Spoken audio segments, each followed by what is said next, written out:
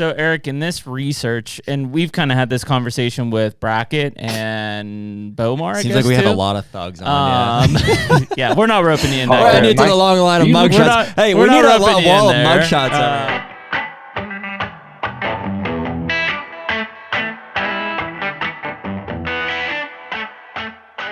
The HUNTR Podcast is brought to you by Deer Grow. Heck yeah, man. Dude, we put a lot of food in the ground every year, seemingly more and more, and we have a ton of fun with it during the off season. There's some struggles that come with it too, though, right? Obviously, the back of my truck is evidence, right now. It's a couple weeks after I jackknifed, a 4,800-pound material spreader, as I was coming down, and it was too much weight for my truck there. But, all those struggles aside, Deer Grow really has been a staple for our food plotting process for several years now. Yes, we like to put lime and fertilizer on the plots, if we can, but there are some that it's just we're not able to get to them, or it's not feasible for us to get out of state with that stuff. And so Deer Grow is kind of the quick and easy, but still super effective option for us to be able to get the most out of those food plots that we can every year. Yeah, and I mean, we're guilty of overanalyzing things just like everyone else, but that's the best part about Deer Grow is that it's going to create healthier soils, which in turn makes better food plots. And the fact is we can simply spray plot start or plot till when we put the seed in the ground, and then when that plant starts to grow, we hit it with boost. And we know that we walk away, when we come back, it's going to be a great looking food plot. For anybody that's looking to try Deer Grow, if you use the code HUNTR15, that's HUNTR15 at checkout for deergrow.com, you're going to save 15% on any of your Deer Grow products. It's a great way to get started on this and just see what the results are for yourself. Better food plots, bigger deer. And we're back. Ew. HUNTR Podcast, episode 175. Mm-hmm. Nick's here to keep us in line. Yeah, here we go. Nick in the studio, feeling Whoa, good. new Yeah, studio. Here, we're all blacked out. Nick and I did some paint yesterday. Yeah.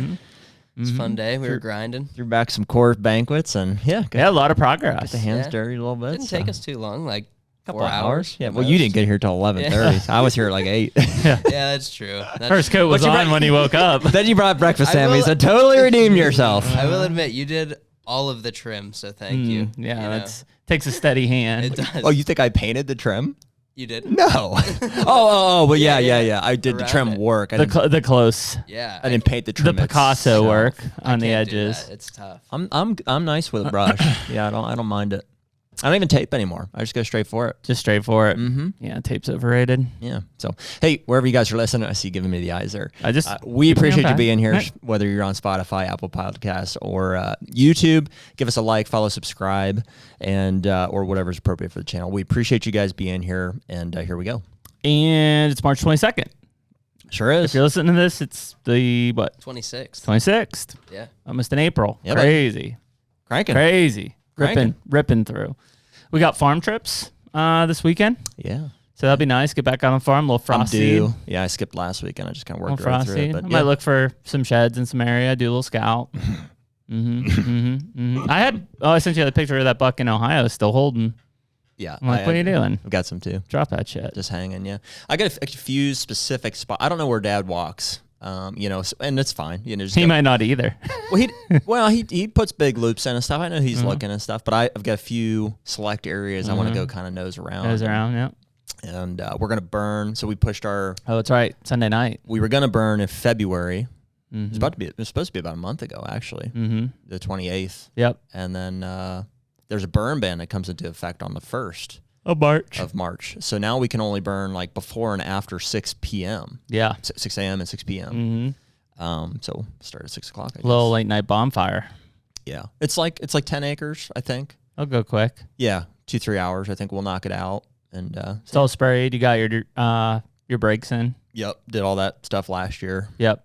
So this would be the last of that pasture acreage. So this is a past one that you didn't spray yet or didn't burn yet. Yes. I gotcha. Yep. For whatever reason, I think we just couldn't get to it. It was too much. Yeah. Or whatever. So yeah, we'll knock that last piece out here, and then dude, we're on the verge of and I am excited about the fact that this is for another podcast, but we. Well, I guess what's kind of culminating here is there's the CRP program, right? And I've got a bunch of acreage that at one time, this is on a family farm that was just unused pasture acreage, and with the hopes of someday converting it to CRP or something like that, I said, hey, ag makes the most sense because it has to be an ag for a certain amount of time to apply. So we enrolled it in ag, and crazy enough, it's been in there since like 2016. Yeah. And 8 years. And so, which, I can't believe that much time has passed. And so the Farm Bill, which dictates the years that are applicable for it and stuff, is going to get updated here likely this year or next year. So like and that'll roll those years into eligibility. Very real possibility that within the next 1 to 2 to, I mean, hopefully no more than 3 years, I'll be eligible for a big CRP project. Yeah. And so my hope is to get Sturgis out before then. And we're partnering with them on the, the pure seed blends and get his opinion on, I mean, there's a lot of sculpting that can kind of happen there. It's a lot of open area. Before I just pull the trigger on, all it is, 300 acres of CRP is, I'm sure there's, some stuff we want to strategically. Well, it'll be interesting to see if it's comparable to the cash rent that you're getting as well. Yeah. Well, and that's a big part of it too. That's the whole point, but you never know at that point what the funding looks like. Yeah. So that's kind of, big. That's a major overhaul, but that's kind of gears are turning in my head. So it's the off season. That's what happened. I mean, before we know it, man, it'll be, we're talking, we committed to Mobile Hunter Roadshow in Iowa. Yeah. So we'll be out there end of August. End of August. Yeah. The 23rd, I believe. Yeah. For that at the DeQuisto farm. Yep. So if you guys, and I think tickets are, whether they're on sale or they moved the date, so yeah, they'll be available on the Mobile Hunter Roadshow website and stuff. So check that out, and we'll be there just kind of hanging out and stuff. So yeah, man. I mean, it's like we've got TAC events coming up in June. So yeah, it's that time of year that just keeps stacking up. But yeah, right now it's like get out to the farm, get some frost seeding in, get some clover in, feel good about that. Because we don't have to touch it then. Yeah, buddy. And hitting the gym, getting in shape. You just ran your 60 miler, right? Yeah. Feeling good. 4, hopefully we'll draw some mule deer tags. Yes. Yeah, a lot of things about to happen in the next month. Lots of draws happening. Yeah. Which we talked to our guest about. Because he's a Western guy. We don't have a lot of Western guys on this podcast. Yeah, well, more and more. So strangely enough, we just had an Idaho guy on. That's where Eric's from as well. So we got Muley Freak on the podcast today. It's Erik Van Woerkom. And Eric, I've been talking to Eric for, this podcast is maybe like a year in the making. And because if you guys recall, there was like all this news and stuff about a trespassing case, or they may have called it a poaching case. We saw it on just, local, whatever, forums and stuff like that. Instagram. I'm like, I've heard of this dude, like what's going on here? I check it out. And I think I reached out to him and, you kind of get the full story, and it was an active investigation, at the time. So it's like you can only say so much, but it's like at the end of the day, it seems like he was, I don't know if acquitted is the word, but basically the case was dropped. If the glove don't fit, he didn't do shit. He was found innocent, and so there's this whole deal, and we'll let him kind of tell the story, but it's an unfortunate classic case of accusations and crazy. And the court of public opinion, and so frankly, a lot of people will see this title or whatever and have their mind made up and be like, oh, that's the guy that was trespassing or whatever. And it's like, well, let's hear the story, and make a judgment for ourselves. So. Yeah, pretty crazy. I mean, that is the unfortunate downfall about the society now is whether you're completely innocent or not. As soon as that gets thrown out there, the court of public opinion is going to eat you up.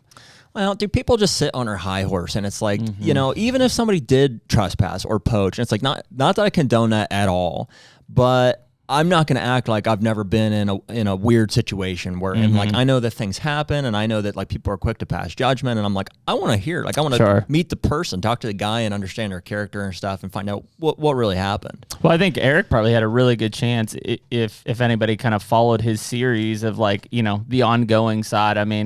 I don't know if I've seen anybody do a better job of laying out the facts and here's the situation and here's what's happened and literally recordings and stuff. All of these things where I'm like, holy shit, I wouldn't have any of that. I wouldn't even know where to start with that. Yeah, well, it's when you see that evidence and stuff, it's as the accuser, I'd be like, well, shit. Yeah. You would think so. Yeah, that doesn't look good for me. Yeah. So pretty crazy, but let's bring Eric in. Yo, what's up? Welcome, Eric. Hey. Thanks for having me, boys. Yeah, buddy. Well, like Jared said, a year in the making, thereabouts? Yeah, man. Yeah, Jared reached out to me probably, a year and a half ago. He's like, dude, what's going on? Is that how it went? I remember, I think I wrote you on Instagram, right? Yeah, you might have wrote me on Instagram. I had a flood of DMs and whatnot, and you reached out, and that, man, what a tough year. Yeah. A whirlwind. That was 2023 that I reached Was that when you bought? Is when I that reached out? incident happened. Yeah. Is when it happened. Yeah. Yeah. Yeah, it was when it happened. You might have reached out shortly into the first of the year. I'm not sure. Because it was really you bought the bino harness Afterwards. Yeah, not long afterwards. Yeah. Yeah, which is freaking baller. We'll get to that. I mean, yeah, you guys make some sick stuff. That's the bino harness that I wear. Man. So yeah, absolutely. Appreciate it. Yep. So, well, let's start there, I guess, because I mean, that's we want to know. Everyone wants to know. So, what happened, Eric? I mean, I've been keeping up with the case and stuff, and like I know it's all over and stuff, but like, what happened? Man, in short, I think the landowner, his request when I got permission was he didn't want me to be seen, which is obviously a red flag looking back now. But his request was if somebody's like never even heard of your case, it's like you got accused of trespassing on somebody's property. Is that what happened? Okay. We'll start from the top. So I drew a rifle tag, which it's not that tough of a rifle tag to draw. By the way, I'm from Ogden, Utah.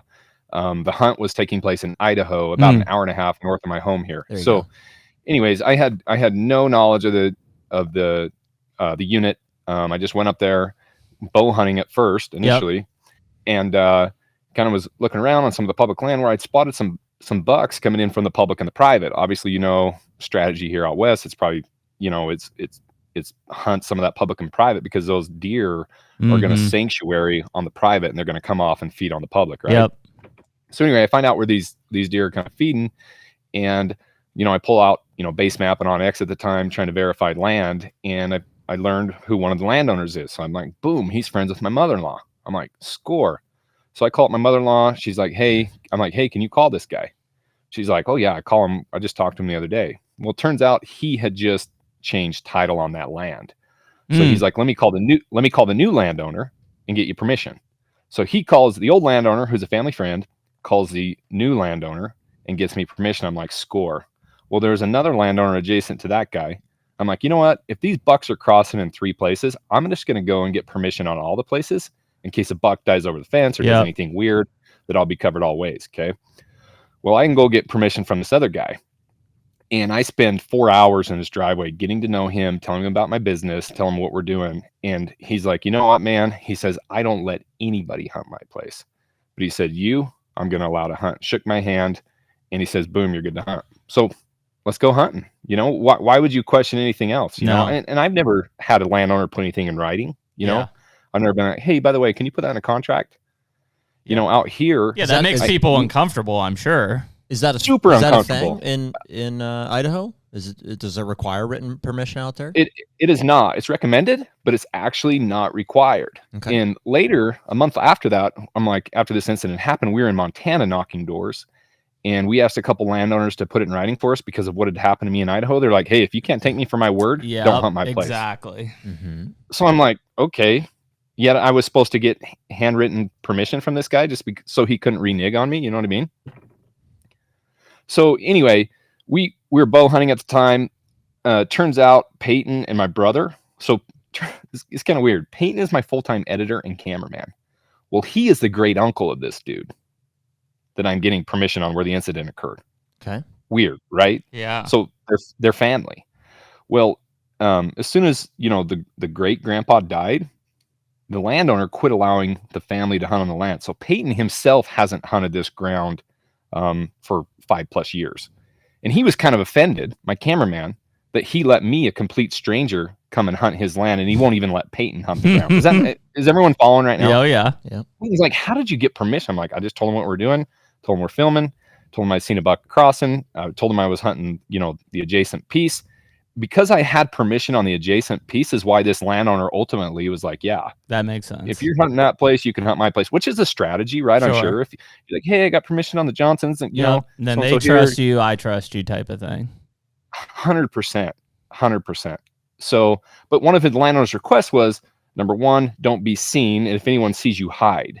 And I was thinking, but he was complaining about everyone asking permission. Every year I have hundreds and hundreds of people asking me for permission right here. Yeah. My land's so great, blah, blah, blah. And I'm like, okay, he's asking me to hide because he doesn't want to be bombarded with permission. You know what I mean? Well, it turns out the reason he wanted me to hide is because he didn't want me to be seen by his boss. who thought he had sole permission on the place. Does that make sense? Oh, yeah. So he had So this already landowner promised somebody. has a boss. I gotcha.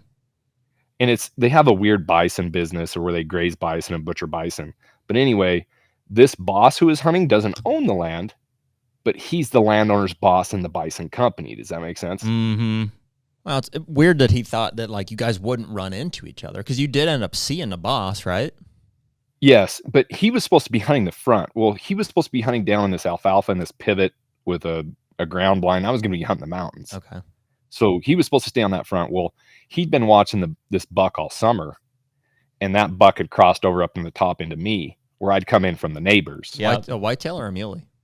Mule deer. Yeah. Okay. How big is this Yeah. property, Eric? 2,500 acres. Wow. Which isn't really big for us. Sure. I mean, that might seem like a lot to you guys, but 2,500 acres is kind of nothing. Yeah. We cover that quick, you know? Yeah. Crazy. So anyways, well, what happened is I'd kind of been poking around. He knew I was up there archery hunting. I didn't have time to archery hunt anymore because we just had a baby. Mm-hmm. Okay. So I went home, have this baby. I had another elk hunt in Utah. And I told my wife, I'm like, hey, I'm going back up because it's a rifle opener. My wife's like, oh, no, you're not. I'm like, come on, babe. It's this draw tag. I got permission on this epic piece. You know, you got to let me hunt. Babe. She's like, okay. Babe. Yeah. She's like, if you're going hunting, though, you're taking the two little ones up to get permission. So I put my 3-year-old at the time and my 2-year-old in the car, and we went up to get permission. Whoa. We stopped at Easy Dairy killer. Queen on the way. You're the best. Thank you. You know, pulled in the driveway. I'm like, hey, how you doing? Just me again. Told him about the update on my baby. Told him we had a scary delivery. You know, introduced him to my children. Well, my kids were throwing a fit in the back seat. And if you guys have children, this entertains children. Yep, no right? doubt. The phone. Mm-hmm. And they can get into your camera without having to unlock your phone. So my daughter, 3-year-old daughter, just so happened to be taking photos in the back seat of my car while I was getting permission with the window down. Otherwise, I would have been completely screwed, out of hunting license revoked. Like, I'd have been done for, man. I would have been done for if it wouldn't have been for a 3-year-old. And, you know, I showed up when I got rifle permission, gave him a gift, give him some Muley Freak swag, which he was holding in his hand when I got him permission. And, you know, the whole thing's kind of crazy. So anyway, the opener comes around. Everyone knows when the Idaho opener is. Okay, it's October 10th. There's not a hunter or non-hunter that doesn't know when the Idaho rifle opener is. So anyway, I told him my strategy. In fact, from the driveway, we're looking up where I was planning on hunting, and I said, hey, he told me this individual coming to hunt the ground was his nephew, because he didn't want me to know it was his boss. Mm-hmm. Are you guys tracking again? Yep. Just another lie. So I said to him, I said, hey, is your nephew still going to be hunting the front? He's like, yeah. I said, okay, I'm going to be on the back and I'm going to be right up there. So anyway, opener comes around. I'm on the back side. Buck comes up over the top. Those guys chase it. I shoot it before they could shoot it. I never saw those guys. It was about 10 o'clock, 10:30. Is it with an earshot of the landowner's home? I'm using a muzzle brake with a 7 PRC. The gun's loud as heck. I'm not trying to hide or seclude myself or trying to be quiet. Yeah, boom, 10:30. I knocked this buck down at 729 yards. Whoa. And all of a sudden I hear a guy over the fence yelling at me like, hey, what are you doing? You tried. I'm like, what are you talking about? I got permission here. I said, I know who you are. How come you don't know who I am? He goes, who'd you get permission from? I said the landowner's name. He's like, well, I just talked to him 20 minutes ago. He didn't say nothing about you. I said, because he probably didn't want you to know I'm hunting here. Real quick, Eric. So this was the boss that confronted you? Yes, this is the boss that confronted me. And were you confused to see him? Because you were expecting his nephew, right? Yes. He said, I said, well, who are you? He goes, I'm the landowner's boss. I'm like, holy shit. I'm like, wow. Why did you say shit and not just say, okay, I thought why are you here? I didn't say that, but I thought it because this whole time the landowner told me this kid's his nephew. Right. And I come to find out this kid is his boss. He's my age. Okay, so it is a kid. Like, it is younger than the landowner. Very much so. 30 years younger. 35 is it years his younger. nephew and his boss, or not No, his it's nephew? Just his boss. Just his My boss. cameraman's his nephew. My cameraman's his great nephew. Well, wait a minute. If your cameraman is his nephew, then did you guys like try to figure? You're like, who is his nephew? Who's this dude we might run into or whatever? Yeah, me and Peyton debated that. We're like, who is this guy? And Peyton's like, it must be somewhere on the other side of the family that I don't know. It's got to be so and so. He's like, it's You know not what I mean? me. This is my. So I'm like, who cares? He gave me permission. This ground's epic. Sure. I'm going hunting. I'm not going to worry about the semantics of it. And all, so right? why do you think that the landowner was so, why did he lie? Why did he not just, you think the boss would have thrown a fit to be like, I'm the only I one that hunts guarantee he here? would have. Yeah. Okay. Yeah, For I sure. think there was a little bit of that going on. I think the fact that I shot the deer he had been watching since archery season, he had his But even wife with before him. that, you know, I mean, the lies have already happened. It's like, you know. Yeah, well, come to find out from around town, the guy, that's what he does. He makes a living lying.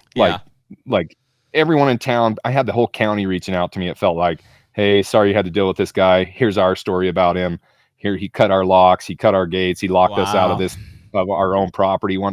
So it was just insane, man. Like the guy's a habitual liar. I don't know what to say. Like, I hate to say that, but I don't know what else to say. Did your I have family it on friend, film me getting. Did your family friend have any issues with him during a sale? He sold him that property, right? Turns out, yeah. Oh, yeah? Yep. Didn't know that either. Okay.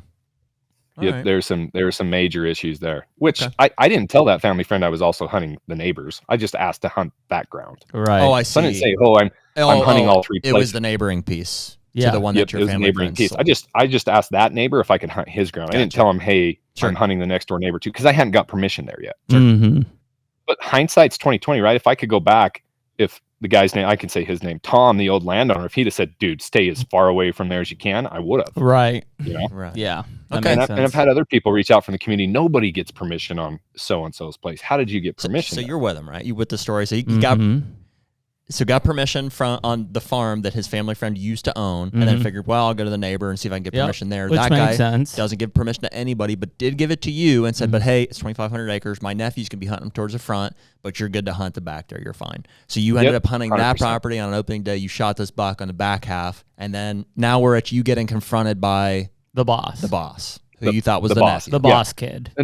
Boss Yeah, the baby. boss Boss kid. baby. So the boss kid, the boss kid has his wife there and has his 8-year-old son there. Oh, geez. There's no confrontation. Yep. There's no yelling. There's no swearing. In fact, by the end of it, we're all friends.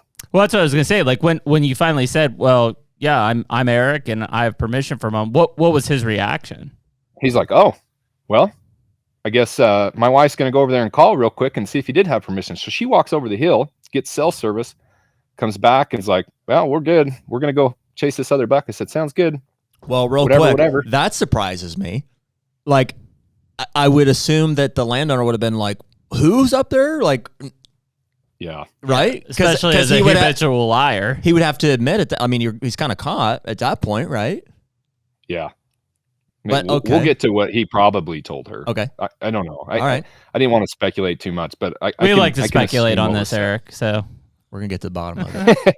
So I offered to go help them kill a deer because I felt really bad. I'm like, I want them to get a deer too. Like, they could have happily taken this deer. I would have been okay with it. yeah. So I'm like, do you want me to go help you? There's a really nice buck that went around the corner here. We can go help you get on. They're like, no. Take care of your deer. Borrow my four-wheeler. My four-wheeler's parked at the bottom there. Why don't you guys just drive around through the front, grab my four-wheeler and come and take this deer out and you won't have to pack it out. I'm like, are you sure? I look at Peyton, who's killed deer on this property before Dave's like, hey, I'm not allowing access anymore. Right. And Peyton says, that's how Dave always lets us get deer out. That's not a big deal at all. I just said his name. I guess we're saying his name. Yep. Dave always lets us get deer. I'm like, okay, boss just told me what to do. Who Yep. is in charge of even though he's not the landowner, Yeah. he's the landowner's boss. So I'm going to do what he told me to do. It's his He told me four-wheeler to go through too, the right? front, grab his blue four-wheeler. Yep. And Peyton, I looked at Peyton. It's like, this is how we always get the deer out. You know how landowners are kind of weird, how you go Sure. on certain parts or Yep. where you drive. I'm like, okay, I shot the deer he was after. I feel bad. I want to continue to hunt here year after How year. did you know that, Eric? Was it the landowner that told you that he was after that buck, or did he tell you after you shot it? He told me after he shot. He's like, it. that's Yeah. the buck I was after.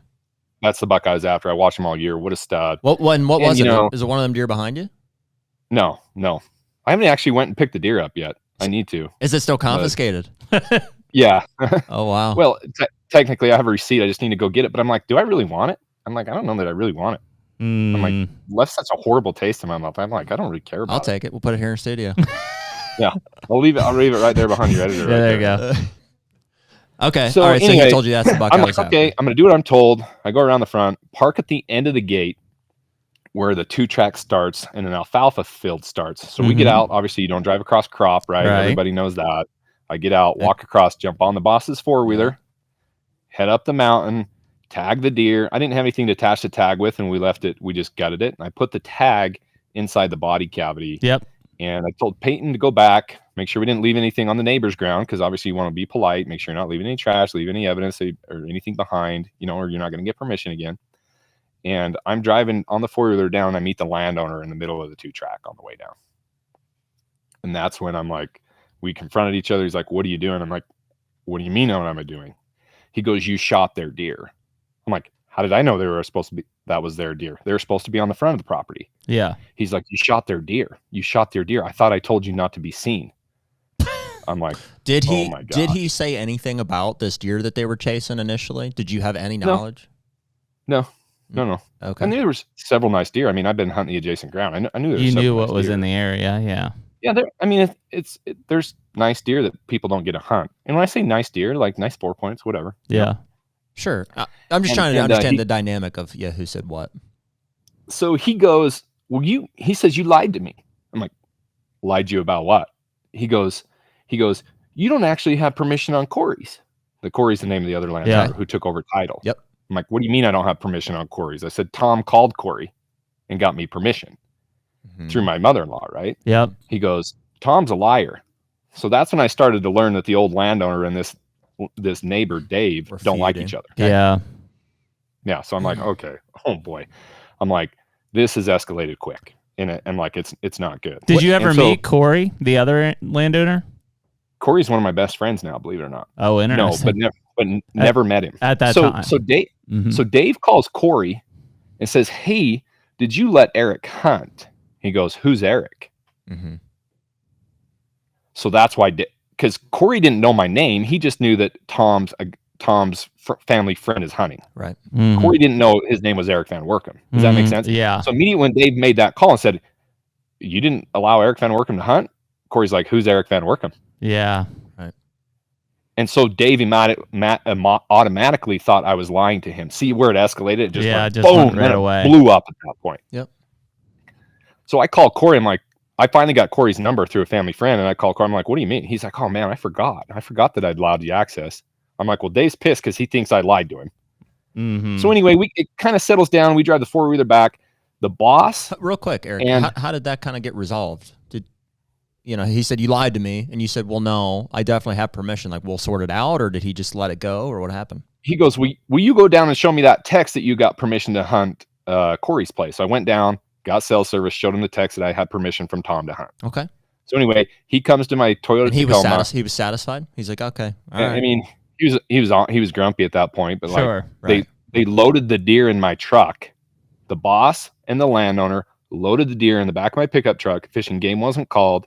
They came up to me and said, hey man, we don't know that we're going to allow you to hunt here next year, but why don't you take your buck home and have a good day?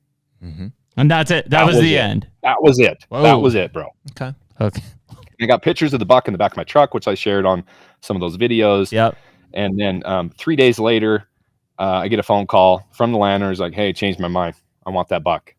I'm like, what? What do you mean you want that buck? He goes, you give me that buck and I won't call the Fish and Game. I'm like, it's my buck. You can't just have my buck. He goes, you weren't going to give me that buck back, or do you want me to call the Fish and Game? So I'm like, okay, what do I do here? I call my attorney, and no ticket's been written at this point. I'm like, hey man, this guy's wishy-washy. He's reneging on permission. Like, what do we do here? He's like, well, see if you can get him to admit he gave you permission. So Utah's one-party state. Eric, what is the deal there? Like, I'm trying to sort out in my mind, like, is it when there's questions of whether you did or did not have access in states that don't require it, which I understand why they don't in a lot of cases. How do they handle that? It's just like one guy's word versus the other? Yeah, man. You're in trouble. It's a he said, Are you, he said or do deal. you have to be proven guilty? You have to be proven guilty. So let me get there. Okay. So I do this phone call with the landowner. I'm like, hey, I'm trying to be friends with him. I'm trying to apologize about the misunderstanding, me shooting the deer that his boss was after. I had no idea, blah, blah, blah, blah, blah. He just wanted me to like be penitent, sure. Sort of. Yeah, and he was going to be okay. He's like, bring me the antlers, whatever. We'll just let it go. So anyways, I got him to admit on the phone, and I never shared this on social media. this recorded phone call. Utah's a one-party state, so only I have to consent to the recorded telephone call. Oh, interesting. I get the landowner to admit over the phone, hey, I knew you were going to be on my ground hunting, but I just didn't know it was rifle season. Okay. We're like, everyone knows it's the 10th of October. Yeah. I was there on the 8th of October. Yeah. You looked through my rifle. I showed you my rifle. I told you where I was going to be during rifle season. How did you not know it was how did you not know it was rifle season? Yeah. The HUNTR Podcast is brought to you by Hoyt Archery. Oh, dude, it's almost fall. You and I are both going to be in a tree stand with brand new Hoyt bows. We're going to be shooting the RX-7 carbon bow this year. I know Hoyt's also got the Venoms out, both equally smooth shooting, quiet bows. Heck yeah, man. And we got a convert on our hands this year. We got a lifelong crossbow guy with a vertical bow in his hands for maybe the first time ever, a good friend of mine. And we've got them all decked out with the inline accessories from the QAD integrated ultra rest to the quiver. And also he's got the SL sidebar mount with a couple of stabilizers from Hoyt as well. So that's going to be a sick shooting bow. Yeah, and Hoyt's been cool enough that anyone listening to this can save 20% on any of the soft good apparels online using the code HUNTR, HUNTR, no E. And if you want to look at the latest lineup of Hoyt bows, check out your local Hoyt dealer. Get serious? Get Hoyt.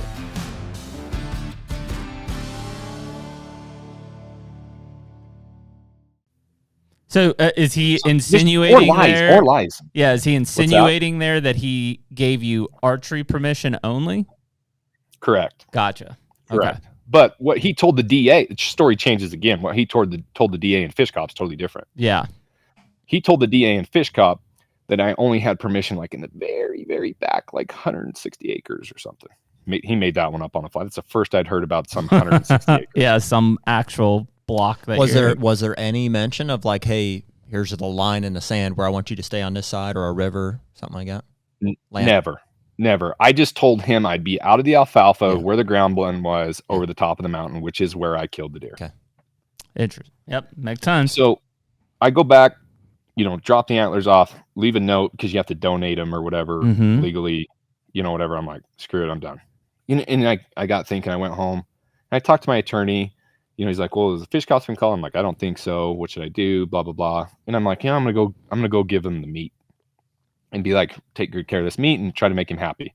So I run back up there, try to make him happy, give him this meat, and 2 Fish Cops are waiting there for me in his driveway. And I go to donate the meat back to the landowner. Had you called? Like, how did they know you were coming? You called him and said, I am coming over? Yep, he must have called him. He must have changed his mind and called him. Well, yeah, but did you call him and say, hey, I'm going to come over? Is that all right? I texted him. Okay. That I was coming over. He's like, he said, leave it in the driveway. So I was going to donate my coolers to him, leave him in the driveway. Yep. And that's when I got it. That's when I got a ticket written. So what was that? Like, do you want to tell your side of the story? I'm like, my attorney will tell you our side of the story. It's clear as day. I have permission to hunt, blah, blah, blah. But I'm not going to talk. I'll let my attorney talk to him, so on and so forth. So he goes to the truck. How was that interaction? I mean, like, you said you show up, there's 2 Fish Cops waiting there. Is it like, do you get the meat out of the truck? Do you just immediately go and greet them, or how's that happen? Yeah, got the meat out of the truck, immediately went and greet them. Obviously, they try to small talk, act like they're your friends. By the way, before we get into this part, we have friends that are Fish Cops, and they're wonderful Fish Cops. Sure. We respect fish and game. Yeah. We love law enforcement. Sure. But there's also good and evil everywhere. Yes. So these guys were super nice to me, acted like they're my friends, wanted to talk about social media. I'm like, guys, I'm not buying this, whatever. They're like, well, that's an illegal deer. I'm like, okay. I'm like, whatever. They wrote me 2 tickets. Unlawful take of wildlife while trespassing, and unlawful take of a trophy mule deer while trespassing. 2 misdemeanors. Did you try at any point to, I mean, was there a conversation about like, well, no, it's not illegal deer. No, I wasn't trespassing. I have permission. I just shut my mouth and said, my attorney's going to call you. My attorney's going to call you. And I just called my attorney to call him. Can't get a hold of my attorney. Was the landowner there? No, he's in his house. But he's there. He's just not coming out to. Of course not. He doesn't want to. Yeah. He doesn't want to look in my face when he acts like he didn't give me permission. Right. Like, how embarrassing would that be? So why at that point were you feeling it was like we're at the attorney phase there? I mean, I know he'd kind of accused you and like the landowner was being weird, but like this is your first encounter with law enforcement, like face to face. Like would they have listened to your side of the story, or? Looking back now, I wish I would have, man. I really wish I would have talked to him. Versus like the lawyer up right away type of. Yeah. reaction. And I've talked to a lot of fish cops. I've talked to a lot of just regular law officers. And as soon as they hear the attorney thing, they're like, oh, he's guilty. Yeah. A lot of dudes. That's just what they assume. Sure. And that was a regret of mine. I wish I would have talked to him. I said I was here just a day and a half ago. I told him exactly where I was going to be. I don't know how this would be trespassing. Like I literally sat here in the driveway and said, I'm hunting right there. That's exactly where I killed the deer. They loaded it in my truck, sent me home. Here's the pictures of the buck in my truck after they loaded it for me. I mean, any good officer, once they heard that these guys loaded the buck in my truck, wouldn't have written a ticket. Yeah. A good officer wouldn't have written a ticket. Yeah. So what do those misdemeanors look like, Eric? I mean, so you've got 2 misdemeanors. I mean, what's that impact look like right away? So I think the trespassing was like 1 to 3 years license revocation. Ugh. And which is, a big deal for me. Yeah. That's how I make that's how I make a For living. trespassing, right? that's what they charge? Death sentence. Yeah, 1 to 3 years. Yep. And then the second one Wow. would have been like 5 years With the trophy. with the trophy. So they're basically you're saying looking you're like- poaching something. You're poaching a trophy, and that's why they're laying a hammer down. Yeah, in the state of Idaho, over 150 inches is considered a trophy. Wow. And they measured this buck at 161. Jeez. So yeah, I mean, clearly, like it's not like, okay, it's $200 fine, whatever, guys. Like this is stupid, but like there's some serious repercussions here. Yeah, real serious. And at this point, like I sunk, man. My heart sunk, my brain sunk. I'm like, what am I gonna do? Yeah. So now you try to get a hold of your lawyer. You can't. So did you just go home? Yeah, just drove home and called my wife, and I was like, I can't believe this. I'm like, I don't know.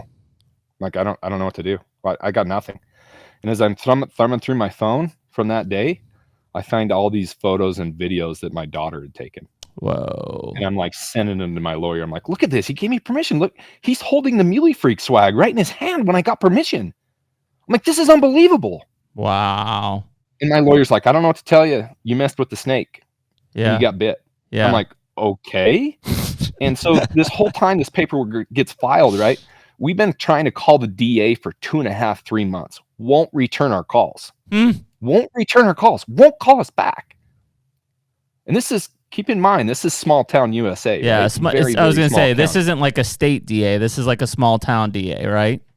Yep. Small town DA deals in drugs, meth. Yep. That's what keeps him busy. Yeah. You know what I mean? Yep. You can't get the guy to return. Deals in return a drugs, call. not deals drugs. Yeah, Is what you deals said. in, yeah, All right. exactly. Deals Sorry. with, I see. So we think. In and around. Yeah. So I'm just, I'm freaking out, obviously, right? You'd be freaking out, Mhm. like, hey, the unknown of this, this is going to hit the internet, and then I got to have responses. I've got to tell people, partners, all these things. I'm like, so I jumped ahead of it and went ahead and called all my partners, sponsors, friends in the industry. I'm like, hey, this is what happened. I have the proof. This isn't going to be a non-issue.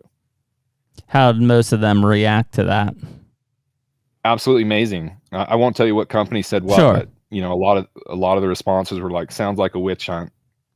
That was basically the consensus. Sounds like a witch hunt. That's good, man. I mean, because that's, there's a lot of people that immediately would be like, hands off. Like, here we go. This is not good. I don't want to be looped into this thing. Well, it's a bad situation because it's just like, obviously not to the level of it. When somebody gets accused of a serious crime, it's like they're a rapist or they're a pedophile, something.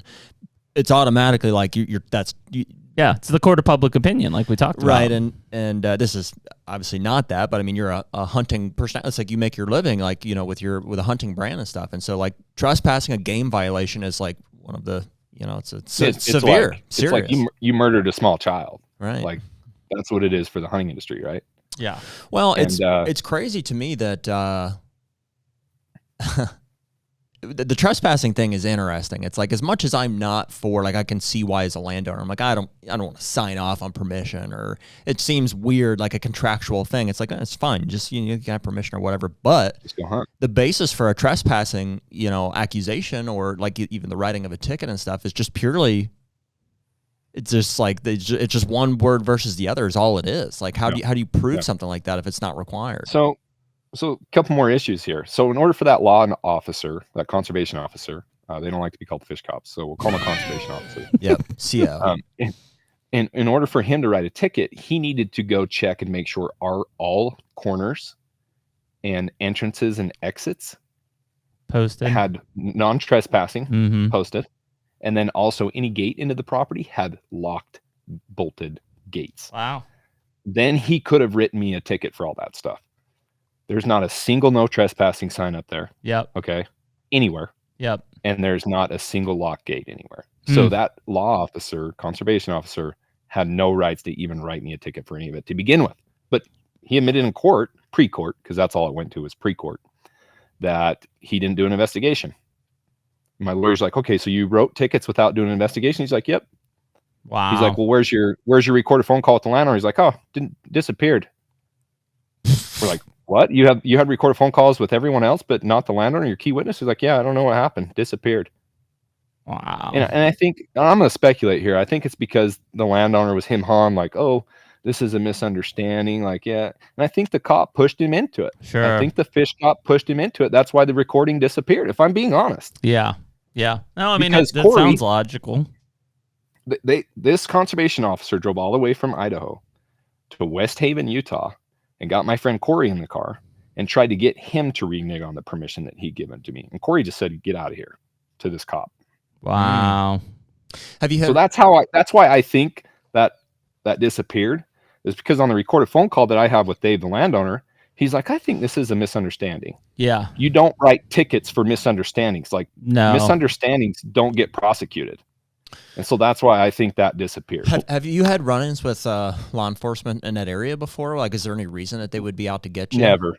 Well, I mean, you said that they kind of made small chat there about social media, so they clearly did their research on who you were. 100%. So there it is. Obviously, people talk crap on guys like us on forums all the time. Yeah. Their research probably consisted of some hate forums. Yeah, but I assume it's like they look at that and saying, I'm going to put myself on the map and bust this guy. 100%. I mean, why wouldn't Do you think that really? Oh, yeah. Oh, I know. 100%. Absolutely. We're trophies, man. And one of my sponsors, yeah. I get it. 2-3 my sponsors said, just like a big buck's a trophy to you, Eric, you're a trophy to these guys. No doubt, man. You're a trophy to the DA. You're a trophy to the fish cop. You're a trophy to all of them. Yeah. And shame on me for being so naive that I'm just like, oh, I got permission. I was so excited. I just went up and started hunting. That was stupid of me. Really? I mean, it wasn't. Dude. If, from a business perspective, like now in retrospect, like clearly you got to watch your ass. But from like an average hunter perspective, I mean, dude, we knock on doors all the time and they're like, yeah, have at it. And we just go. Like, why, But here's the interesting part. You have at it and go. But how often is there like some weird dynamic of some neighbor kid that's had permission his whole life? Yeah. Not that ground Well, out you in just your got area permission too, on. it seems He's like been everybody's nephew is running some small outfitting business. It's like Yeah. every single place in the West that we've ever gotten permission on, they're like, oh, the only person you'll see is my nephew. He runs a little outfitting business, and every one of them. Yeah. It's wild. Yeah. And all of a sudden there's drama, right? Yeah. If I'd have killed a 3-point or a buck under 140, 150, no one would have cared. Dude, don't you think though that like I'm gonna go out a limb and say like most conservation officers are generally decent people, like level-headed. Like 100%. I can understand if they think that you're guilty, that they would go above and beyond to prosecute somebody who is in the public light like you are. But in this situation, like it seemed so murky, and if anything, like likely in your favor, that it would be a bigger trophy to them essentially to like acquit you or like, hey, to do right by you, essentially. I mean, I would feel if I was a CO, I'd be like, clearly there's nothing here. There's no evidence. Like we're going to, my claim is going to be, I'm going to help this dude out. Yeah. Yeah. You'd think, but it just takes the wrong intention. The guy with the wrong intentions. Yeah. But I mean, there were guys in, I want to say the Boise area, COs in the Boise area who were talking to one of my other buddies. They're like, yeah, we'd have dropped this a long time ago. There's nothing here. Just tell Eric to keep fighting. Tell Eric to keep fighting. Tell Eric to keep fighting. Don't know why this is an issue. It just depends. Get someone on the wrong day. Get someone with the wrong intentions. Yeah. Well, it's just the wrong mindset, I think. It too is, I think there's a lot, to your point, there's a lot of conservation officers and wardens out there who are awesome people. They care about the resource. They want to see 100%. You enjoy it. They'd be the first to help you drag one out and load it up. There's others that are and they're dealing with idiots, frankly. Yeah. You got to have some pity for them on that. Most of the people that they're having to deal with are not. But then there's other ones who are like, I mean, dude, they're just out there to be an asshole. and to bust you and to make your life miserable. I don't think they're out there to be an asshole. They're just out there and they are assholes. And then when the situation presents itself, well, and that's there's assholes in any line of work. It's Absolutely. It's not just law enforcement. Yeah, it's true. But there's bad apples everywhere. Every industry, every religion. I mean, everything really. I mean, it's not just hunting. There's drama everywhere. Mm-hmm. That's crazy.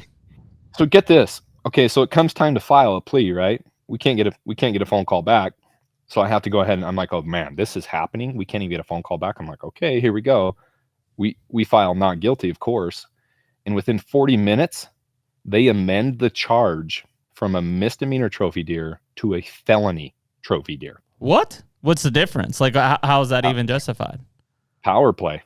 Try to scare me. Power play, man. Jeez. Well, so what does that mean? So that means felony, man. So I call my attorney. I'm like, what's this?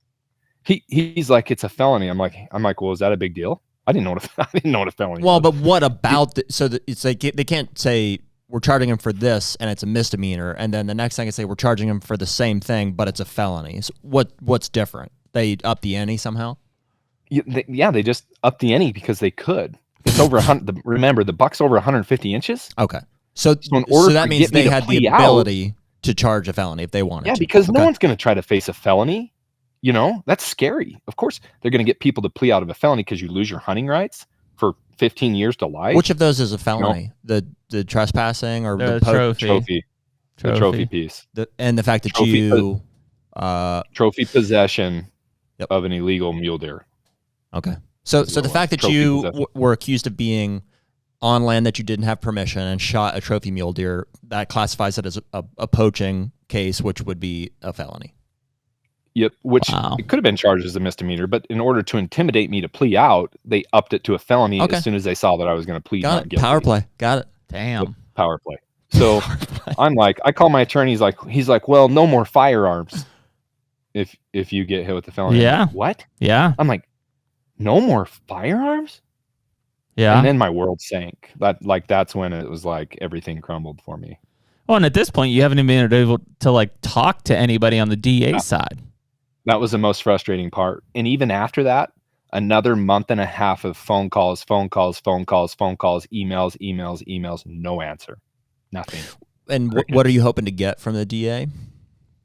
To tell them we had permission. Show them these photos and videos of me getting permission. Yeah, because they're only taking the side of what they hear from the conservation officers at this point. And at this point, the conservation officer doesn't know that I have these. The landowner doesn't know I have these. The DA doesn't know I have these. Does that make sense? Yeah, and I assume you're feeling fairly confident, with your evidence, right? You're like, I can prove that I'm like, all we got to do is talk to him.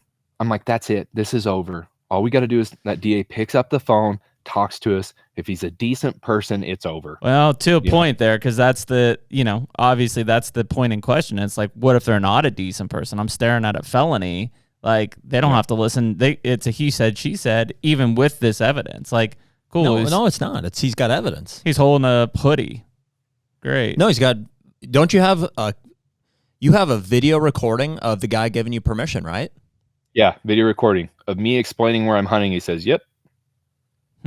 Yeah, so it's not he said, she said. He's got hard evidence. Could they twist that, though? Could they say, well, that could have been archery? Yes, because he's like, oh, well, that's the back portion you guys were talking about. Like, when I finally presented that to him, he's like, well, that's the back portion we were talking about. Like, no, it wasn't. They're like, this is a long video. What did you edit out in the middle? I'm like, I didn't edit anything out. They're like, no, we think you edit out. Because they're like, send over the video clips and we'll drop this. That's what I'm saying. Like, I mean, the thing is like, you should feel confident that you have all this. I mean, because otherwise you're really screwed, right? But still, man, it'll twist any which way they want. It twisted in the favor they wanted it, That's which is crazy. Jared, I'm thinking what you're thinking. And DA's like, how can I twist this so that this guy that I can still try to move forward with this? Are you still with your attorney? Is still your legal counsel? Absolutely not. Okay. Dude, attorneys are such bitches, man. Why? It's like they feel like they get to a point. We recently had a case here, in real estate and stuff. Things come up, and we had an attorney be like, "It's clear cut." Same thing. Like, it's like, I have all these things. They signed it. The property was they didn't show up to closing. Like, I deserve my commission. In our mind, a done deal. easy peasy, and they're like, hey, this other dude's got a really good attorney. I don't think we can win. Yeah, just drop it. They're like, just hey, drop it. They're gonna turn you into the real estate commission. And it's like, I'm we've already "For paid what?" you this much X amount of money and this and that. It's And crazy, it's like, man. yeah. Fair is not fair. Truth is not truth. Justice isn't justice. That's one thing I learned. Wow. And I hired the wrong attorney to begin with, if I'm being 100% honest. Ugh. I didn't hire a true defense attorney who specialized in hunting, and that was a mistake. Well, I mean, it sounds like, and for good reason, right? You're motivated like that we are, like this is your livelihood, your family, your business. But ultimately, you were the one who gathered and formulated, all this evidence and testimony to basically defend yourself. Like the lawyer wasn't involved in that. No, it was all me. It was all me and my internal team here, compiling evidence, compiling the laws, blah, blah, blah. We didn't have much help on his side. If I'm just being honest, I'm not going to sugarcoat this anymore because I can't. It's over. Did you think at any point about reaching out to another attorney, or it was already? I towards the end, I tried firing him, and the judge wouldn't let me because we were so close to trial. Okay. And my That attorney, seems ridiculous. we had the deal done several times. Like the landowner called my attorney and basically said, "This is a misunderstanding.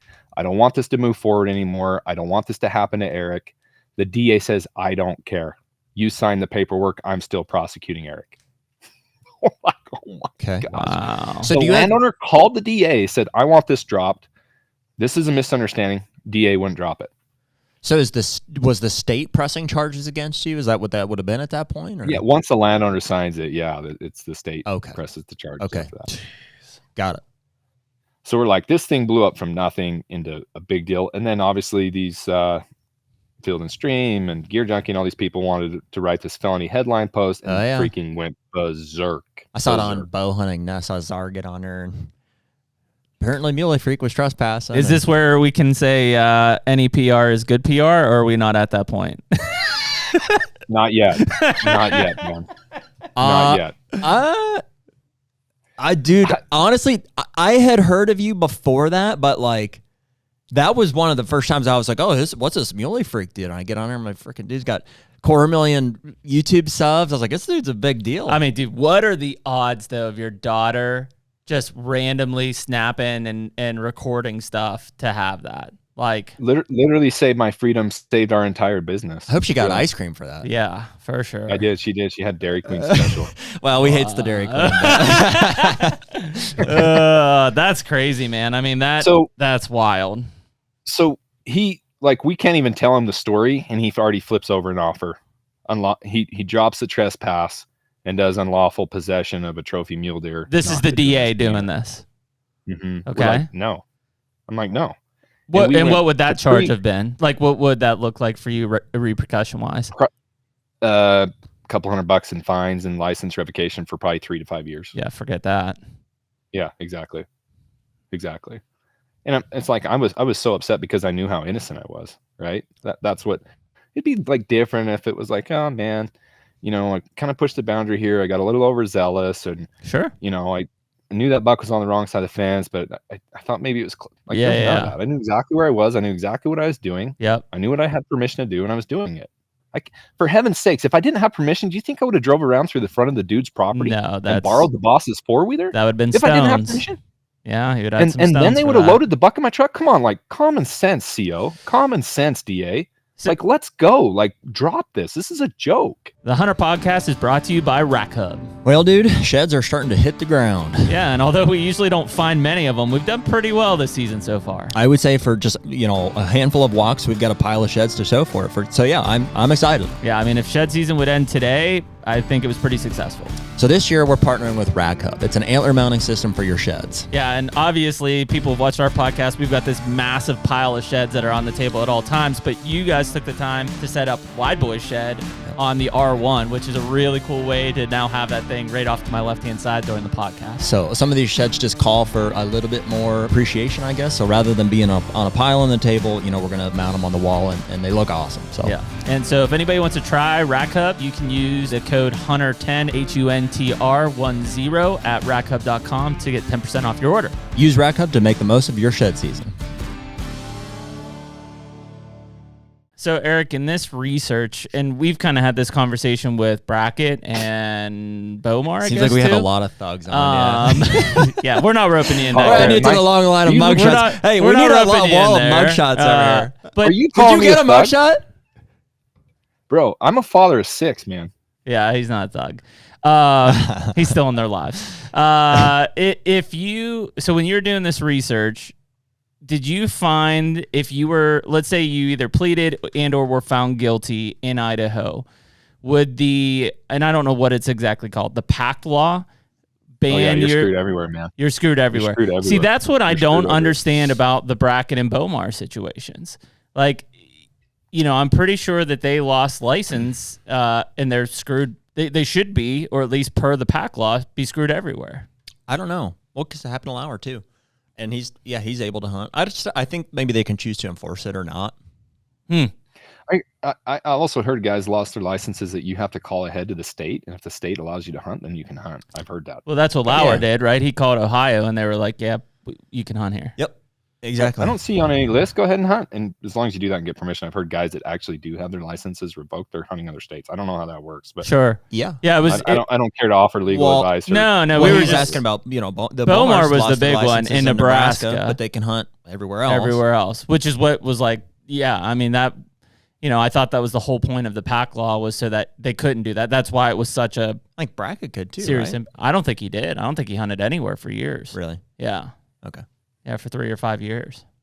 Yeah, I don't know exactly how that gets enforced. I'm not sure. I was just wondering because it's one thing to lose rights 3 to 5 years in a state like Idaho, or even for us, if it was like, hey, you lose Pennsylvania. But if it's like now it's everywhere, like that pack law, then that's devastating. Mm-hmm. Yeah. And to give you an idea, like if you drive your 4-wheeler on a closed road in Idaho, they'll take your license for a year. Holy cow. Questions asked. Mm-hmm. Jeez. Closed road in Idaho with your 4-wheeler. In some of the units too, if you do it same day and hunt the same day, you're carrying a buck out same day, felony poaching. For driving your 4-wheeler on a closed road. Wow. What do you mean a closed road? Like just a road that's like closed to no vehicle access. like a 2-track that's closed or something. There's no signs for a lot of this stuff. Sure. Like you're just supposed to know. Wow. Right. So it's scary. You got to cross your T's and dot your I's. So fast forward to the pre-court, right? So we're like, okay, let's do this. I get up there. The judge is like, wow, this is my first ever people that go to pre-court, because usually people just plea out or fast forward to like a real trial. Yep. So pre-court's like a little pre-trial. So anyway, landowner of course testifies. He says he admits. So it's on the record. He admitted to telling me to hide because he didn't want me to be seen by the boss. Okay. Which implies that he gave permission. Yep. And it's like we're like this in the back of the courtroom, like yep. Yeah, done deal. Should be it, right? Nope. Keeps going. Nope. They're not clever enough to drop it after that. I mean, we're like, what else do we need? What else do they have? I mean, literally at this point, it's like your word versus the landowner's word. Landowner just says, basically, they just want me to plea out, man. They just want me to plea out. What's left to prosecute at that point? So he has admitted, I gave permission and I told him to hide. So we're trying to get the photos and videos entered, right? Mm-hmm. So they're blocking them. They won't let the judge see them. So we show the photos and videos to the landowner. Landowner lies on the stand and says, I can't tell if that's Eric in the photo. I can't tell if that's the back of Eric's head. I can't tell if that's a tailgate with my logo on my truck. I can't tell if that's the side of my face or not. What? It's clear as day in the photo. And the landowner's up there lying that he can't tell it's him in the photo. I'm like, oh my God. I'm like, is this real life? Jeez. We finally get that photo entered. And then we try to get the videos entered where we're both conversating and he's giving me permission. The DA blocks those because the landowner's like, I can't hear myself in the video if that's me and Eric. We're all like, what? Wow. And he just lied up on the stand so we couldn't get they were trying to get me to testify on the stand so that we could get the videos entered. Mm-hmm. And my attorneys wouldn't let me be on the stand. Why? Seems like so we couldn't get those. They wanted to save it for trial if it went to a real trial. Okay. So those videos didn't get entered then? The videos didn't get entered. The photos did. Which had him holding all the Muley Freak merch. But I mean, that's definitely less solid than having the video and audio entered. 100%. But we still got that phone call. Phone call recording is our ace in the hole. Yeah. So how did you pull that phone call recording? You didn't actually record it when you called him, did you? Yes. You did. Because that was after the fact. But at this point, you're like, I need to have this as a backup. Yep. And it was like just an app on your phone that you can use to record it. Just an app on my phone. It seems like that is a solid means of accruing like a confession or evidence. I wonder how you can find out like what states, because my assumption is that it's illegal in a lot of states, which I don't understand why that is the case. Like, yeah, why would it be illegal to record the phone call? It's like, if you know. Well, when the companies call you up and they're like, "Hey, we're quality assurance purposes." We're as soon as they say that, then you're clear. Yeah. Yeah. But if I'd have said that, then he wouldn't. Yeah, it'd been gone. He needed to give me permission. Just like when we do this, it says this is now recording. I can get rid of this that. whole time when everything's after every little pre-trial, because we only had like 4 or 5 hours. The cop the CO obviously testifies. He admits to not doing an investigation. The CO also admits that that he thinks I might have had permission. Yet he still wrote me the ticket. He testified under oath that he thinks I might have had permission. And he didn't do the investigation, right? To determine the investigation. Good police he work. filed the police report and didn't disclose it to my entire team, which by law should have been thrown out. The case should have been dropped right there. Judge allowed it to keep going. It was crazy. It was crazy. Like and at the end of every pretrial, the judge is like, "You guys need to figure this out." Like he would encourage us to go figure it out and wouldn't call us back. And then the DA ignoring us again, try to call him, email him, call him, email him. Like, let's figure this out. Like, nope. Wow. Keeps going. Then the articles get written, then the headlines get written, and then we get blown up. And then we're trying to be cancel cultured at every turn. Jeez. That's when things got real tough. And when other humans can do that to other humans and try to cancel them and try to cancel their businesses, that in my mind my mind's pretty evil. And that's when things got real tough. And when you say that, Eric, and not obviously looking for like people, but like, was it other industry people that were looking to cancel you out? There's a few haters that are other industry people, but no, mostly just people on the internet forums. What do you mean? Like, in what form did you kind of see that? Oh, let's everyone email, so-and-so company so we can tell them that we'll never shop them again unless they drop Muley Freak. Yeah, well, we get that too, and we didn't break any laws. People just hate us. People are just jealous. They're like, we wrote Muddy and we said we'll never buy any products again because you sponsor Hunter. We're like, cool, bro. I do still, Jeremy and I differ in his opinion, but I feel pretty adamantly like, had you never read those forums, like probably would have gone exactly the same, and you mentally would have been like way better off. You'd have just been like, wow, way better. Look at we got a lot of traffic to our website lately. I tried to mostly stay out of it. Yeah. I bet you I only read or heard about a sliver of what was actually going on. And because I didn't want to put that poison in my brain, right? Yeah. You start reading it, you start believing it. Yeah. So I wasn't going to put that poison in my brain. And, in the words of Kobe Bryant, they don't hate the good ones, they hate the great ones. They hate us because they ain't us. Because they ain't us. In the words of Kim Jong-un in the interview, they hate us because they ain't us. So I'm just, and the whole time this is weighing on my family, my workers, we didn't know what was going to happen. Yeah, what's going to happen here? How is this still going on? And this whole time Peyton feels terrible because it's his great uncle, and he's like, I don't know what to do, and they called Peyton up at one point and they're like, hey, we just want to talk to you. We're not going to write you a ticket. The CO calls Peyton, my cameraman. He goes, I don't have anything to say. So he's like, okay, I'm not going to write you a ticket, but I just want to talk to you. They were going to try to write him a ticket for being on his great uncle's land. Yes. 4 months later, the DA got him to show up to pre-court just so that he could get the CO to write him a ticket. So they wrote him a ticket then, even though they said they weren't going to write him a ticket. And they wrote him a ticket for trespassing. And his great uncle was cool with that? Like, great. Man, doesn't have a good reputation in his family or among the community. It doesn't sound like much. I'm not going to try to hate on him as much as I'm, saying that he lied over and over and over again. But he doesn't have a good reputation among his family and in the community. Wow. Yeah. And I had people reach out like, "Why the heck did you hunt his place?" Like, Well, you didn't should have know. never hunted that You had place. no idea. I All didn't you know. saw was it's another adjacent piece to just give you more area to stretch your legs. Like, why wouldn't you? Well, yeah, why wouldn't I? Yeah. I was stoked out of my mind. Like, thank you so much. Thanked him up and down. Shook his hand both times I got permission. Yeah. Shook his hand, thanked me, thanked him. Like, honestly, he was so pleasant and so kind to me. Like, why would I think anything else? Then I got this Jekyll Hyde thing going on. I'm like, what the heck is going on? Was the boss ever more involved in this? I talked to the boss several times. I thought we were friends at one point. He's like, man, Dave's not going to do anything. Just say sorry for the misunderstanding. We're going to be good. You'll be good. You'll be good. You'll be good. I mean, he was pretty, the boss was pretty cool. He had a beautiful little family. He was nice to me. He was kind to me. Yeah. That's, I just think the landowner got poisoned by the fish cop. If I'm being 100% honest, we had an overzealous, over-aggressive fish cop, and he wanted to make a name, wanted to bump in his career if he could take down Muley Freak Eric. was he a younger guy? Yeah, he was younger. I believe he's from like the Midwest or back east somewhere that moved to Idaho. So obviously felt like he had to make a name for himself.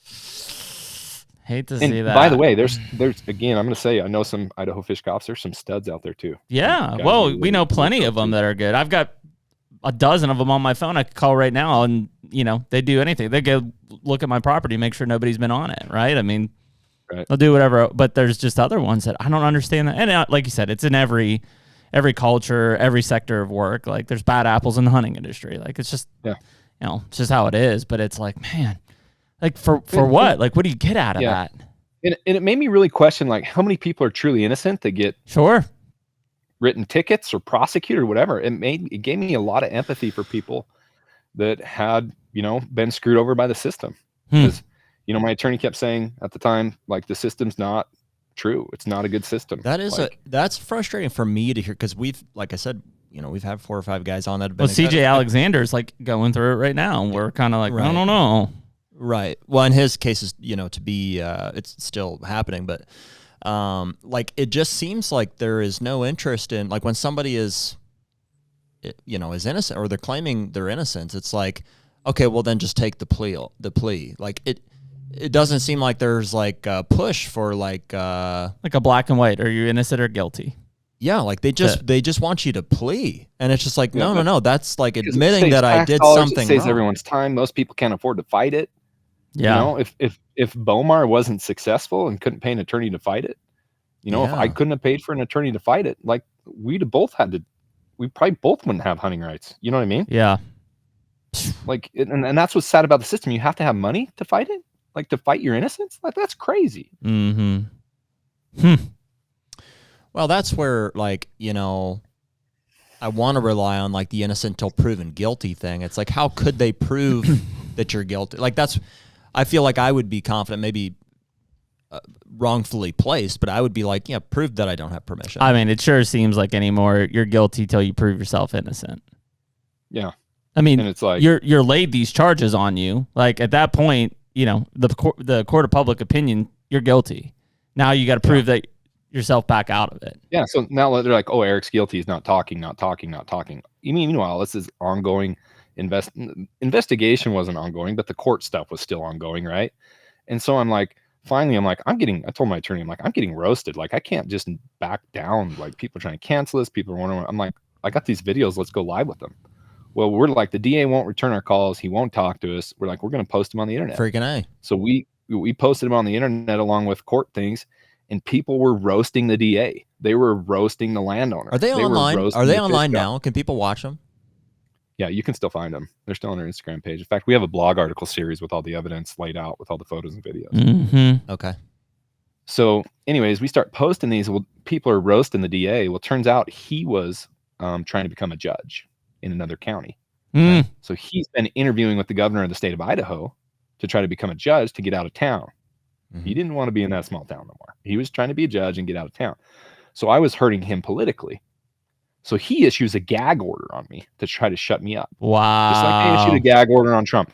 Usually they want their people to talk, right? They want them to talk and incriminate themselves. Yeah. This is like one of the first times they've tried to get their, what am I called? What would I be considered? A defendant? Yeah, they're the trying to- defendant. Defendant, yeah. They want me to talk and squeal and talk so they can Not- try to incriminate me. Not in these Not cases. shut me up. Yeah. So we go to another hearing to see if they would honor this gag order or not. And the judge denied the DA's gag order, which I was actually shocked. That was the first time the momentum started swinging in my favor. And was that the same denied judge in the small town that you had already dealt with on the pretrial, or different? Nope. We got an escalated judge, There a you district go. judge, There you go. instead of the county judge. So I'm like, thank the good Lord that we got something. I will say, different man, than that. these small town courts, like county courts, we hear about it all the time in real estate. You know, in fact, that was this real estate case we were just talking about. You know, the attorney for the person who owed us money was buddy. Like their office is in the same office as the county court people. You're not going to win, man. Yeah, The that's what he judge's said. He's buddies like, with you're the not going to DA, win. the cops, you're not going to win. So, anyways, we got to schedule a trial at this point because I won't accept their plea deals. I guess we're going to trial. Well, meanwhile, landowner wants to drop this. We're not getting this dropped, and so I'm trying to find another attorney, which upset my current attorney. And I show up to, I'm just like, I'm done with my lawyer. I show up to court by myself. They're like, where's your attorney? I'm like, I don't got one yet. They're like, well, you got a trial in a month. I'm like, I'm working on getting one. I'm talking with some people. And the judge is like, you know what? I'm not going to let you fire your attorney. This is the same judge that granted me the gag order or denied their gag order. Wow. That seems weird that they can Okay. do that. Like, should be your prerogative to fire your attorney. Or represent Crazy, yourself even. Yep. They're like, you had all summer to fire your attorney. Why are you just doing it now? Because I said I just had some realizations that I need to fire my attorney. I'm looking for one right now. They're like, what's the name of the person you're talking to? I said, okay, here's the name of the new person I'm talking to. So I could show that I was actively looking and considering another attorney. Well, obviously attorneys don't want to be fired. That's when I felt like my attorney really started working hard, is when I tried to fire him. So that kind of lit a little fire under him.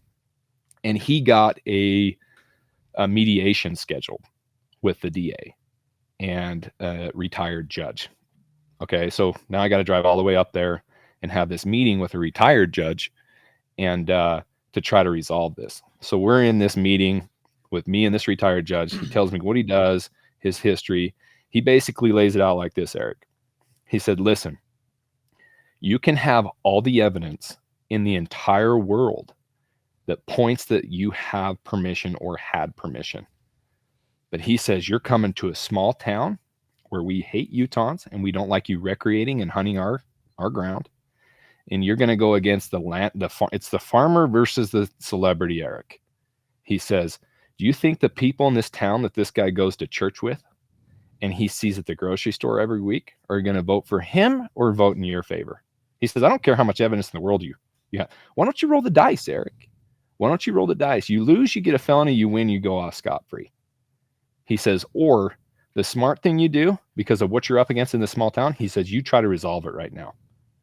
So I'm like, okay, Jeez. let's. Boy, so that I'm- makes you I'm feel just sick, doesn't it? That's not justice. Yeah, how's that justice? How is that justice? A journey of his buddies get a vote for my destiny and my family's destiny, my children. That's and the people who reality are- of it, though. That's the reality. That's when it smacked me right dead in the face. It didn't matter how much permission I had. I was at this point. It wouldn't have mattered if I had this in writing at this point. The landowner would have said that I forged his signature. Yeah. And wrote it, and he wrote a different signature Yeah. during that time than he's wrote on all his other legal documents. So it looked like I did forge it. Sure. Then I'm charged with forgery now. Jesus. So we go back and forth for hours and hours and hours and hours and hours and hours. And I'm just like, okay, well, I guess we're going to trial. And my attorney's like, you don't want to go to trial. And we ended up settling, getting all wildlife charges dropped by a miracle. It was literally heaven sent, and ended up with a $250 disturbing the peace ticket. Wow. So that's their final, like right before you went to court, Yep. they just So dropped they most of dropped all the charges. wildlife stuff, canceled the trial, $250 ticket, and a ticket from where I parked my freaking truck tire. So Why do you think they did that? You think they just didn't think they were going they to had win? to show they got me for something, right? yeah, they they had to didn't show want to that- throw No, the no, towel no. in. Why do you think they dropped the wildlife charges? I think they knew. I think deep down the DA knew what the right thing to do was. Yeah. He probably think could have it got took- you, though. Had it I gone to think trial. I think he was under a lot of pressure from the fish cop for the fish cop's career. If Yeah. I'm being 100% honest, that fish cop probably told him, do not cave on any wildlife stuff. Do Yeah. not cave. 'Cause I guess when we left that mediation and got it resolved, I guess the fish cop called him and was very, very, very upset at the DA that he dropped the wildlife charges. I mean, but dude, he didn't do his own job. 100%. Case in point right there. So like, yeah, I mean, you could be venting out on the DA, but frankly, you're just pissed at yourself that you didn't do your own due diligence to have everything buttoned up. Like we wasted everyone's time during this whole thing. We wasted everyone's time. We wasted the DA's time. We wasted the county's time. We wasted my time. We wasted lawyers' time. Like you guys thought you had something. You were too proud to call me back to freaking just resolve it and figure out what the heck happened. Classic. Listen, I'm 37 years old. I'm 37 years old. This is a company that we run multiple families live off of it. I have six small children at this point. I'm not going to go trespassing for a 160-inch deer. Like, come on. Yeah. Wow. So what did that mean? So when they dropped all the charges, was there, how does that happen? Is there like publication of that? There's obviously no contacting of media outlets to say, you guys got it wrong, right? It's like, what happens at that point? We tried. They don't care. They don't want to update the articles, right? Sure. That's not news. Exactly. That's not going to get clicks. Yeah. Well, wait, has Eric lost his hunting privileges forever? But yet I'm still hunting. Like people just want to talk, but the more they talk, the more I win. Sure. Well, there's your PR is good PR to a point. Yep. There's no bad PR. And I learned that through this whole thing, even though it was backbreaking at times. Our business grew 4 times last year as a result. Because people searched us and people are like, wow, these guys are cool. And then they started watching our videos and they're like, wow, this Game Changer bino harness is epic. We sold out of our Game Changer. Yeah. Wow. And everywhere it was carried that they tried to cancel us. Like they tried to get Black Ovis to cancel us. And Black Ovis is like, why? This thing sells like wildfire. Why would we cancel him? Mm-hmm. Yeah. You know what I mean? So shout out to Black Ovis. That's crazy, man. Did any idea what happened to the conservation officer? He's still working. I'm sure. No idea. So I had a lot of people. It's like, hey, you need to file this against him and do this to him. And I'm sure, dude, when it was all done, you're just like, dude, no, I just want to be done with this thing. Yep. I'm like, man, I could try to ruin this fish cop's life and report all this and go after him and sue him outside. You know, and I'm like, I'm done, man. Yeah. Nope. I don't want this negativity in my life. I don't want to think about it anymore. I'm not going to talk about it anymore. Obviously, I don't mind talking about it on the podcast. Obviously, I'm here. But I'm like, I don't want to try to do mean things to what they've done to me. Right. I wouldn't wish this upon my worst enemy. Exactly. I don't want any ill to happen to that fish cop, honestly. I don't want any ill to happen back to the landowner. Jeez. But you reap what you sow. So I don't need to pay them back for anything. I wonder, I mean, do you think that the one thing that I wonder on some of these cases, like, and I think yours is a really good example, obviously, was it Colorado or Wyoming with the four corner thing happening there? That was Wyoming. Yeah. So, you know, and I don't know because of the way that it was settled out, like, do any of these things stand to be like a precedent for things that happen in the future? I mean, yeah, probably. I mean, I think a lot of people are like, I'm never going to hunt a piece of ground without written permission. Sure. Well, and the challenge in that, to your point earlier, is like, yeah, I mean, there's plenty of people that if I say, hey, can you just write it down? They're going to be like, what, my word's not good enough? I mean, that's the reality. We got that in Montana. People are like, this is the good old boys club. You don't deserve to hunt my ground if you can't trust me. I mean, like, okay, we've done it. In fact, was it two or 3 years ago when we were in South Dakota? We went to a house.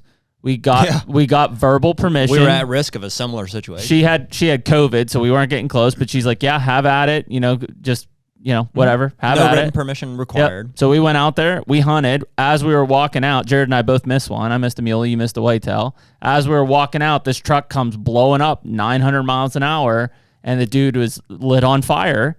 And he was like, "What are you guys doing here?" And we're like, "Well, so-and-so gave us permission."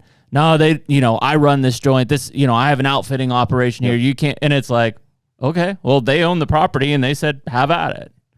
Yeah. So that's what happened to me in essence, other than my landowner reneged after the fact because he thought he could. Yeah. In fact, one of the things that when we met each other on that 2-track, when I was taking the buck down on that borrowed 4-wheeler, he's like, I guess you should have made me put it in writing. Wow. He smiled in my face. Swear to God. Wow. Jesus Christ is my witness. That's what he said to me. That's wild. Well, but it's like, it doesn't seem like it would have mattered. It's like you had all the evidence.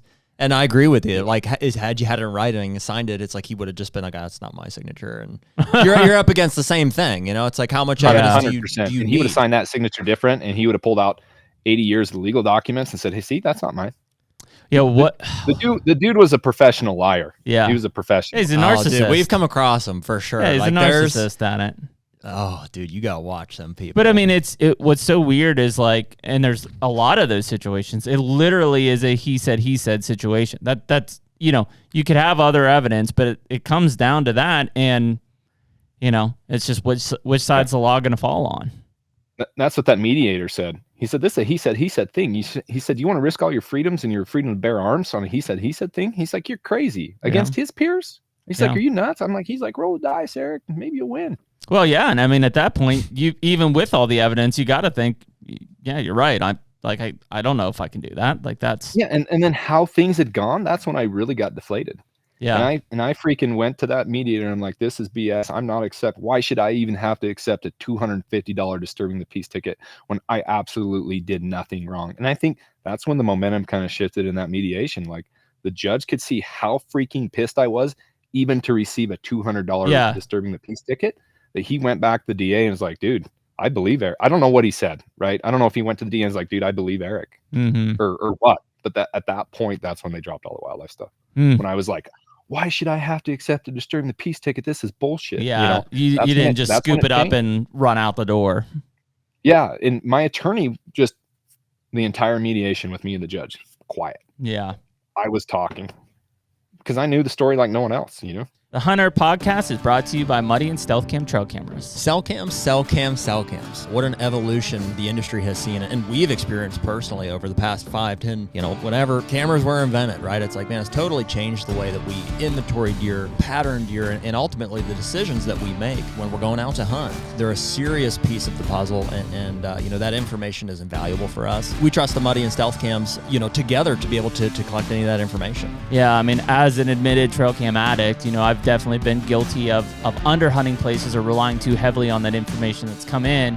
That said, it's an invaluable tool to the overall management plan and strategy that I have for my own properties or even hunting public land. It doesn't matter. We have a finite amount of time in going out and hunting. So when you and I are after a particular class or quality of deer, usually a mature buck, we can't waste time hunting an area where that deer doesn't exist. And those cell cams provide that information that allow us to spend the time in the area with the highest chance to accomplish our goals. Say it all the time, man. You can't kill them if they're not there. That's it. So right now, any of our listeners can use code HUNTR20 to get 20% off either Muddy or Stealth cameras. We're certainly going to be taking advantage of that, and we hope you guys do too. Yep, check out Stealth Cam and Muddy. Well, you hear that often, in all aspects of the kind of the justice system and law is like, man, especially dealing with these small county type courts. And again, there's still good people there. I'm not saying that's all bad, but it's a very, very tight knit circle. And you often hear about trying to get it escalated to a district court or even to the state court in some cases, just to get it away from that, good old boys club. That's what ultimately we were going to do. Cause the DA, when they didn't honor the gag order, he's like, Eric's poisoning everyone in the county. There's only 4,000 people in this county and he's got 300,000 followers on Instagram. There's no way, we got to issue this gag order, he's going to poison everyone.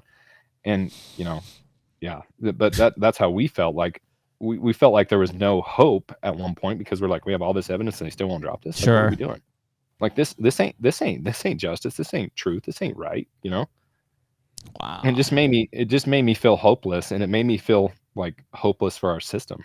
It was a sad deal. Well, what feels hopeless about it, dude, is like, okay, look at this situation here, the evidence, people can, make their own decisions for it. Think of the clear-cut cases where like that dude's guilty and like they get off scot-free or it like falls apart and it's like, how the hell did that happen?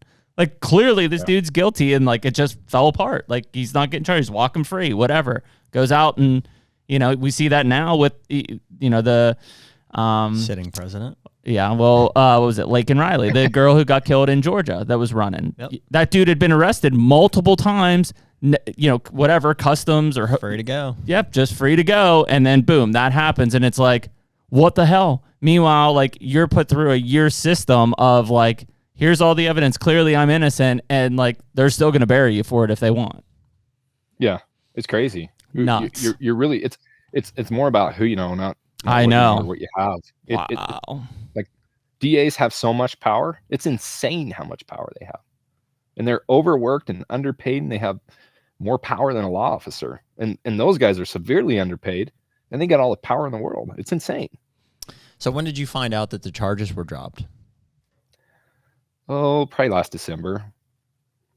This past December, 2023? Okay. Yep, 2023. So it drug on over a year. Boy, well, that had to feel good. You know, I mean, that's the result ultimately that you want, and you still want the $250 thing, but it's like, you know.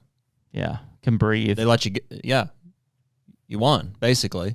Like, yeah. Well, it's like you lost know, because you spent a year of your life fighting the thing and draining energy, but, you know, it's a net loss. And it was kind of mixed. People are like, oh, it's called an Alford plea too, by the way, for the disturbing the peace.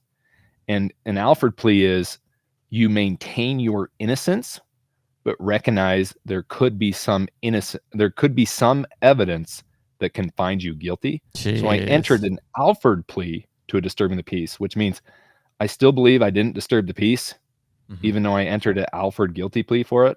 It means I still maintain my innocence that I didn't disturb the peace, but recognize that had this went to trial, they could have found me guilty of disturbing the peace. Yep. Does that make sense? It's called an Alford plea. Interesting. Right. Make note of that next. I did, but I couldn't have. But Alfred said, yeah. Well, and I mean, that's where, like, even, you know, not to keep bringing it up, but Bomar was the guy who, you know, he is like, hey, we should have known better. We took a plea, paid $75,000 or whatever. And I mean, dude, people are still like, that's what's weird like, about dude, you don't pay pleas. $75,000 pleading out. Like, you knew, like, this. Right. Well, that's what's weird about pleas is, like, it kind of wipes the slate clean, but it's like you can say whatever you want at that point, but it's just like, well, but there was a plea, there was an agreement, so it's irrelevant. Yeah, he's guilty because he pled to something. No, that's not always the case. That's the public. That's how the But public court of opinion is. But that's the thing about the plea. That's how the public court of opinion is. But you know, the headlines for me were felony poaching charges, $50,000 fines, and hunting license for life. So those were the headlines. Field and Stream, Gear Junkie, bowhunting.com. That's the headlines everyone's playing with. $50,000 fine. I got a $250 ticket. Jeez. Two $250 tickets. So wild. It's headlines, man. Clicks. Yeah. Headlines. Well, and you've seen Josh time and time again. Hey, they're doing something in the news again. They're trying to use Bomar's name for clicks. Blah blah blah. Yeah. Blah.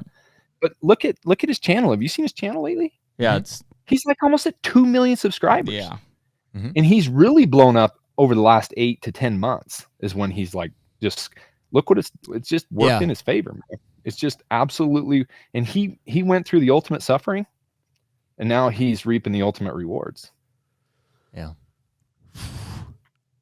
It's just hard to believe that, you know, and I get it. I think when somebody puts their neck out like that, whether it's the warden or the DA, like once they get deep, they got to keep going, right? It's like, man, if I back out now, I'm going to look like shit.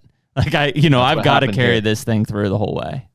The more evidence we have, the deeper they dug, because they, like, if they would have communicated clearly and openly in the very beginning, it wouldn't have escalated this. Maybe if I would have talked to the fish cop right off the bat.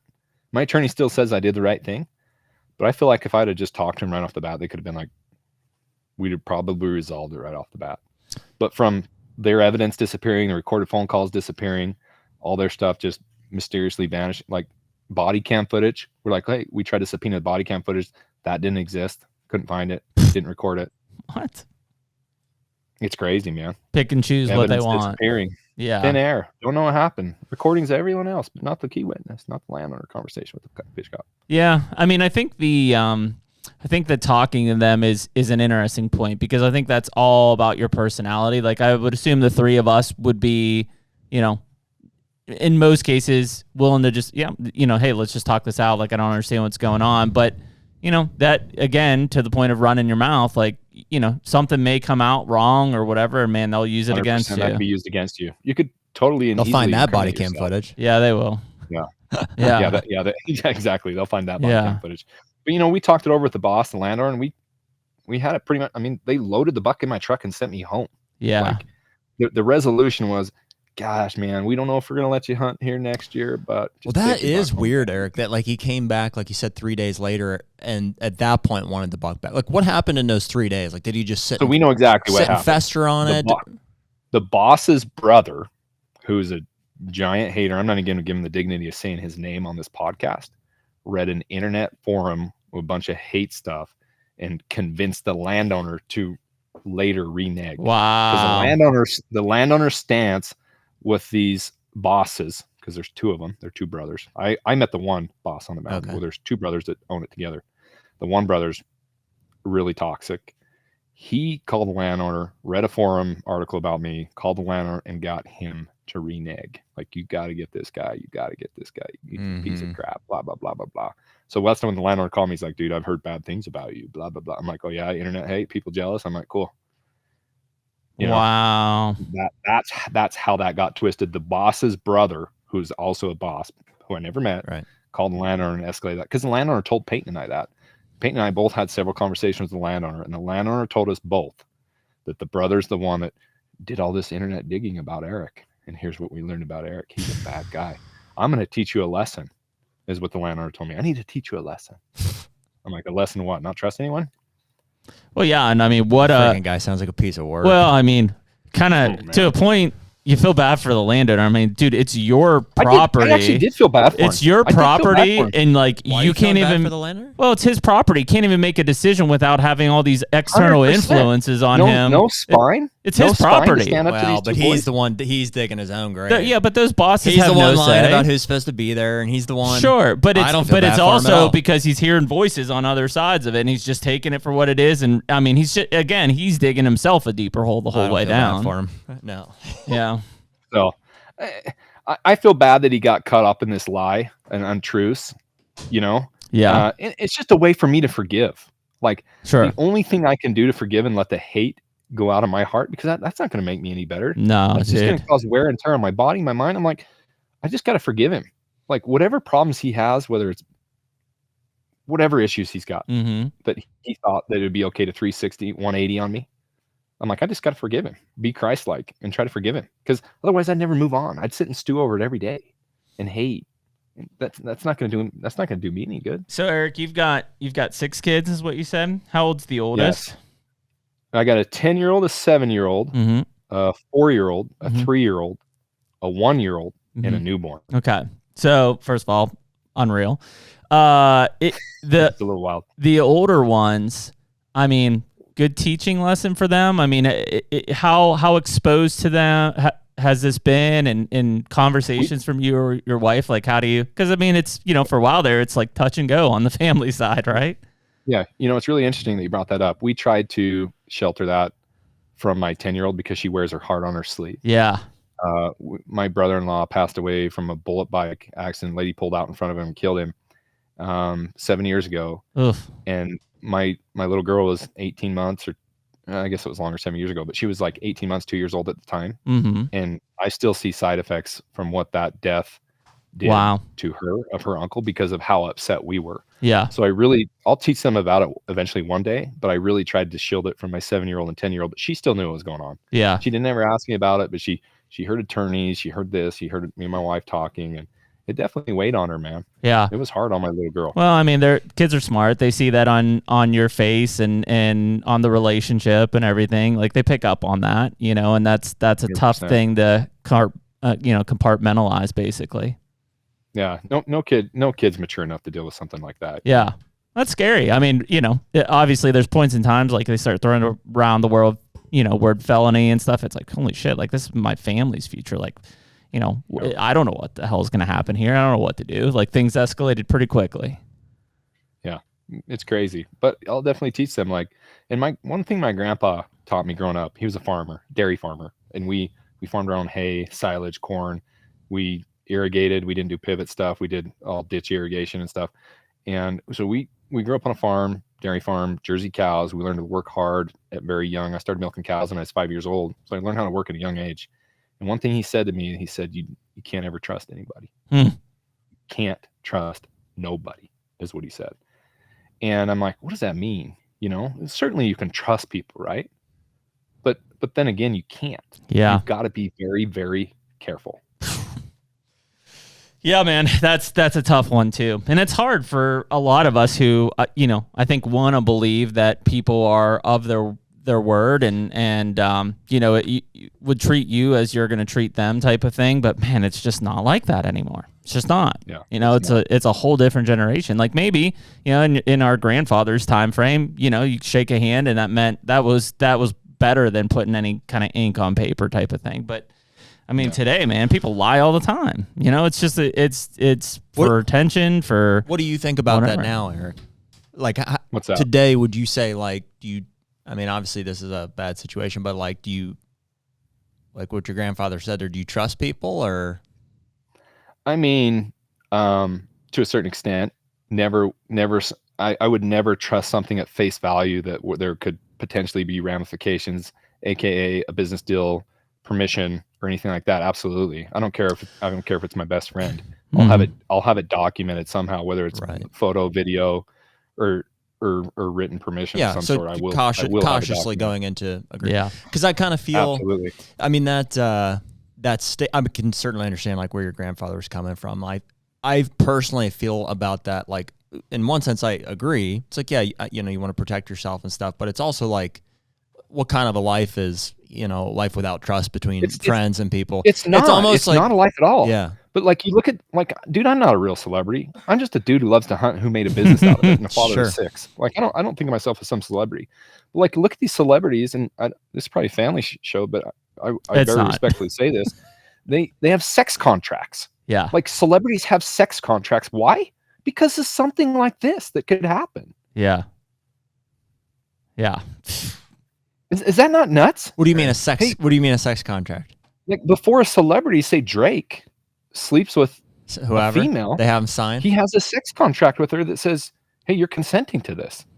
Have you seen one of these sex contracts? I've heard about them. Is that what you modeled yours at? Do you have a sex contract? You're like, hey, honey. Did this just white out at the top? Blow your mind? This just blew your mind, huh, Jared? No, I mean, no. Yeah. No, nothing surprises me anymore. Probably really kills the mood there to sign on the dotted line in between when things are getting hot and heavy, you know? Nick's like, yeah, where do I sign? Yeah, hey.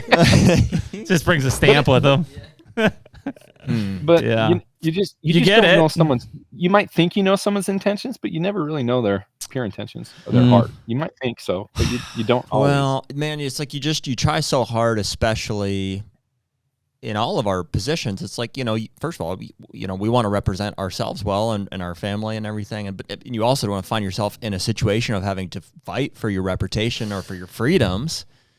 So it's like on a case by case basis, like, you know, in real time, like in the field, you know, parking your truck, walking up, loading your rifle. It's like you're trying to do things that are, you know, above board and above reproach, but also, you know, I know how things happen too in the field. It's like you're trying to like to achieve the goal too. So yeah, I don't know. It's like but you go back to the thing. It's not a life to live if you can't trust anyone. Sure. You know.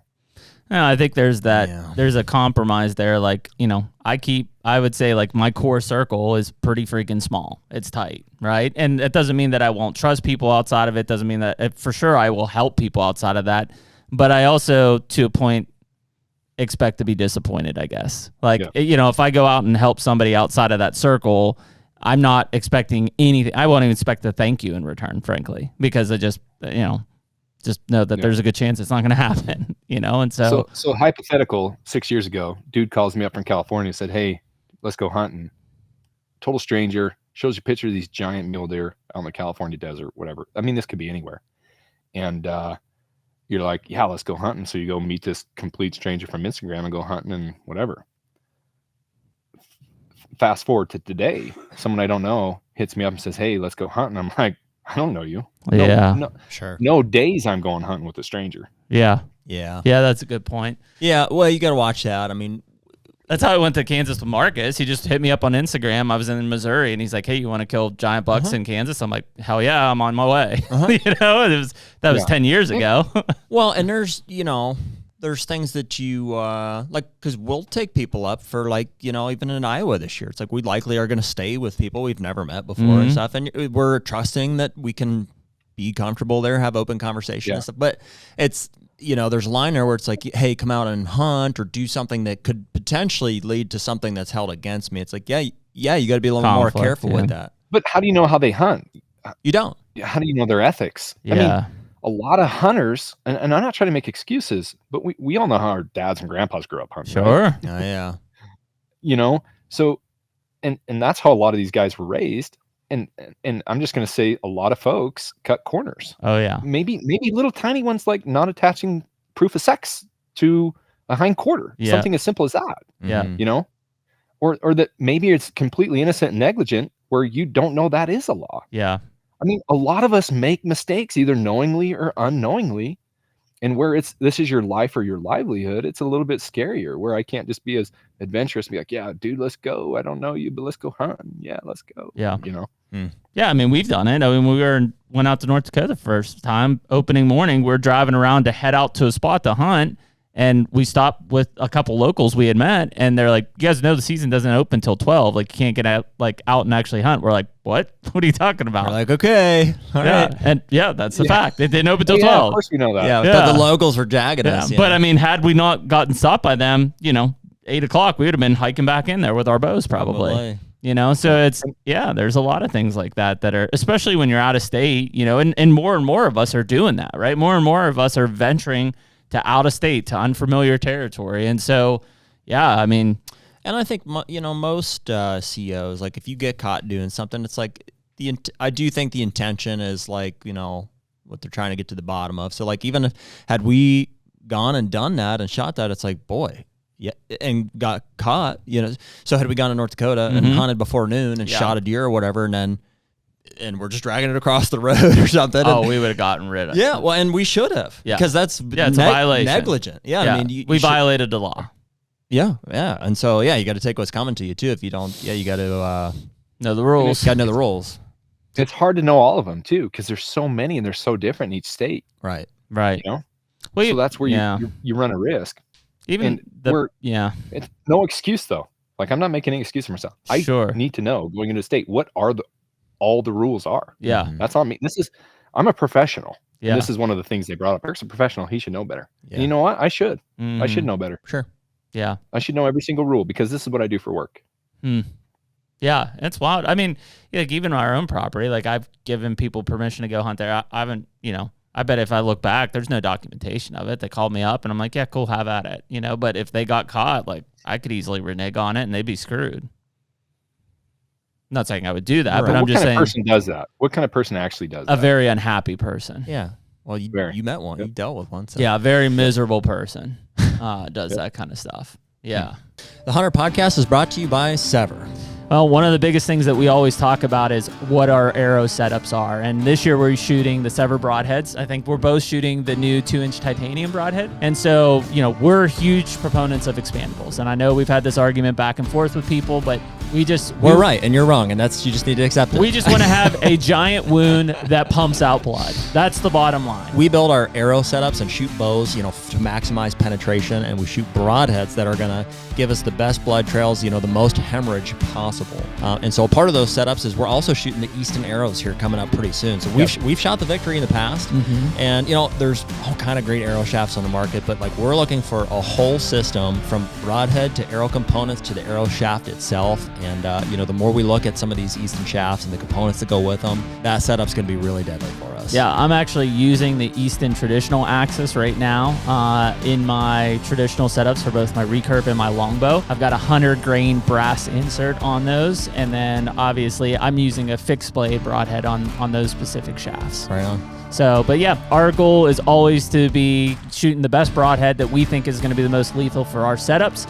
We've done plenty of research. We believe in the Sever broadheads, and we hope you would check them out at Sever Broadheads as well. Dude, how did this all kind of start for you? Where did Muley Freak come from?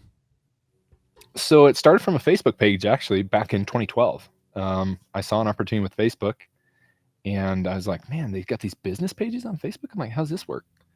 And I was like, what am I going to... So I started setting up a business page. I'm like, what am I going to call this thing? I'm like, well, Mueller's my jam. I'll call it Muley Freak. And then didn't have a logo, anything. That's like Jeremy's AOL name, like Lil Flinner. Yeah. That'd have been our channel name. Yeah, I was like, there we go. If he had, I was like, that works, control. right? I was like, that sounds great. Lil Flinner. That's what everybody called me. yeah, so I'm like, man, I'll call this Muley Freak. I'm like, and then this was the time when everyone was doing like giveaways and stuff, and like these Facebook giveaways just went crazy. Yeah. So I went to Smith and Edwards, just a local sporting goods store here, bought a shotgun and gave it away. So spent $600, bought a shotgun, and blew up to 60,000 followers overnight. What? On Facebook? On Facebook. Mhm. Yep, back on Facebook. This is before Instagram was a thing. This was on Holy Facebook. shit. Yeah, and I'm like, well, what am I gonna do? I've got to like entertain these people. And this is when like Facebook reach was insane. Like you could reach thousands. Mhm. You'd get like 10,000, 20,000 likes on a post, you know? Yep. And you were like how I was old like, at the well, time? Like early 20s? mid 20s, Okay. 27, Yep. 26, 27 probably. Okay. Yeah. I just barely had my first kid. Mhm. And it actually posted, and actually before that, I haven't told this story yet. I actually posted these links on Craigslist. I set up a bunch of Craigslist accounts and I put in the deer and like hunting stuff for sale. Speaking of sex I contracts. put links Yeah. to the Muley Freak Facebook page and put like if you like deer and stuff. And I was getting all these likes coming in all over the country from people who like deer hunting through Craigslist. Craigslist was the original OnlyFans. It was. Yeah. Yeah. You might get killed if you click on the wrong link, but Wow. you know. Yeah. Keeps it So interesting. then I was like, well, how do I monetize? I'm like, I gotta sell them something. And so then I was like, well, I'm gonna try a t-shirt. So I printed these t-shirts. One of my slogans or taglines back then was show off your rack. Mm, mhm. And so I printed these girls t-shirts. big on Great. Craigslist. Yeah, great tagline. Yeah. Dude. You're the I original made- Craigslist killer, dude. Yeah. So I made $2,500 in one Sunday from a Facebook post. And I was like, what just happened? Wow. Put up a website, made $2,500, and then I started going to, in my local church. I'm a Latter-day Saint, and I was in the youth part, and like my youth started asking me, "What's this show off your rack thing?" So then I started feeling really guilty. I'm like, I'm not being a very good example, and so I kind of got rid of the show off your rack thing Yeah. because ladies were sending in their pictures with their shirts. Oh boy, Mm. didn't And I was class like, it up a little bit. And I was married, and I'm like, yeah, I need to revamp this a little bit. Future Anyway, idea, that's kinda Nick. how- Just in case you're looking. and then it just got to the point where we're like, let's create content. We started creating content. Then we, big brands started reaching out to us because they wanted help marketing or consulting or partnering with us or getting exposure or want to do giveaways. And we just kind of built it from there to what we have now. So Wow. Yeah, and so you guys have come out with like a lot of products, right? I know I've got the bino harness and stuff. Is that like your main deal? I've seen the show as well Yeah. too. So like, yeah, where all are you at? yeah, that's our flagship product. We call it the Game Changer Bino Harness, which is magnet-free, one-handed operation. It's unreal for It's the bow legit. hunter. It's Mhm. awesome. It's Yep. whisper quiet, no magnets. Everything's one-handed operation. Has an accessory pouch. Has a rangefinder pouch with a tether. Maybe get you one Has a for your vinyl birthday case that this year. It's coming fits out. 90% of binos out there. Maybe Eric will send you one. See Come on, see how this goes. Yeah, Yeah. yeah, we'll see how this goes. Currently sold out, but we have some coming in here soon. I know you got a secret And then- stash somewhere. Yeah, right. And then we got a rifle cover, which is our next product that is just kills it. It's DWR water resistant, protects your barrel, protects the entire rifle. It has snaps on the bottom, so you can hurry rip it off if you need to get Oh, on wow. an animal quickly. Cordura on the ends and the muzzle, and we got a piece of rubberized material called CSM on the muzzle, reinforced to protect the muzzle. And we got a bow cover that's coming out soon. We got a little attachment that's going to go with the Game Changer. It's going to be awesome for tack. It's got an arrow sleeve with a hydration Ooh. bladder that's going to connect to the Game Changer. You could also put snacks in there, kill kit, knife, an extra layer, or whatever you want to use there. Critical Actually, snacks. I got to show you this real quick. I like that. That's pretty sweet. That bino harness is no joke. Yeah, I know. Yeah, that's what I rock. So check this out. First time anyone's seen this. Whoa. That's how that's going to connect into the Game Changer there. Whoa. So what do you this got has on? a separate sleeve here so that you won't pop your hydration bladder. Damn, It's just stuff dude. right now. It's got an extra pocket here. And it's got what's really cool that no one else is doing that I know of is this thing has load lifters here. So if you got 7 pounds of water in here, Yep. you can take the weight off your shoulders here. It's got load lifters just like a backpack. Wow. It's baller, So just dude. developing products to make hunters better. That's really what we're doing is just developing products to make hunters better. That's We wild, have a man. glassing pad that's really cool for a Western hunter. Then we have some other products that I can't talk about coming out. All right. But anyway, yeah. That's awesome. pretty wild, dude. So are you guys spending most of your time in Utah then, or kind of jumping all around, or how big is the team? We have 5 or 6 full-time workers. Yeah. And then probably 3 or 4 part-times. Me, Tyler, and Aaron do the majority of the hunting. So we're the ones on YouTube doing all the hunts. We travel all over hunting mule deer, DIY spring black bear hunting across the West. We try to do an elk hunt every year or so, but elk are heavy. And so we like deer. I'll tell you what, Eric, we may have to stand by. We may have to call in a favor this year. You guys let me know. I know. We'll cash it in when the time is right. Yeah. We are hoping to draw North Dakota mule deer tags, but we've been before twice actually. Twice, and the third time we denied it. We canceled it. That's right. So during the drought. Have we ever been? Yeah, we've been unsuccessful once. Yep, unsuccessful. So we're 3 for 4. Right? Yeah, we're 3 for 4. But it seems like the more we talk about it or whatever, just the world's getting smaller. I think it's getting harder. The odds are just not. It looks like they reduced the number of tags, I assume, because of EHD. Well, indirectly. So it's related to the amount of bow non-resident tags for muleys is 10% of the gun harvest for residents the year prior. That's how they do it. So there's like 370 tags this year for bow hunters. But last year there were 2,400 or 2,600 applicants. So like at one point in time, we were like, oh, we got a point. We're guaranteed. Yep. Doesn't look that way anymore. So we have a point, and so we're hopeful, but like, yeah. It seems like it's substantially gone up, just like everything out west, right? I mean, the number of applications in these places is off the charts. The more we mismanage our deer herds out east here, everybody keeps moving further and further west. So yeah, that's what we're doing. Well, we do a little bit better job here. Not all states are the same, but we try. We really care about our deer herds, that's for sure. Mule deer bring the majority of the revenue, with elk second. But we have big elk here too, but also giant bucks. So yeah.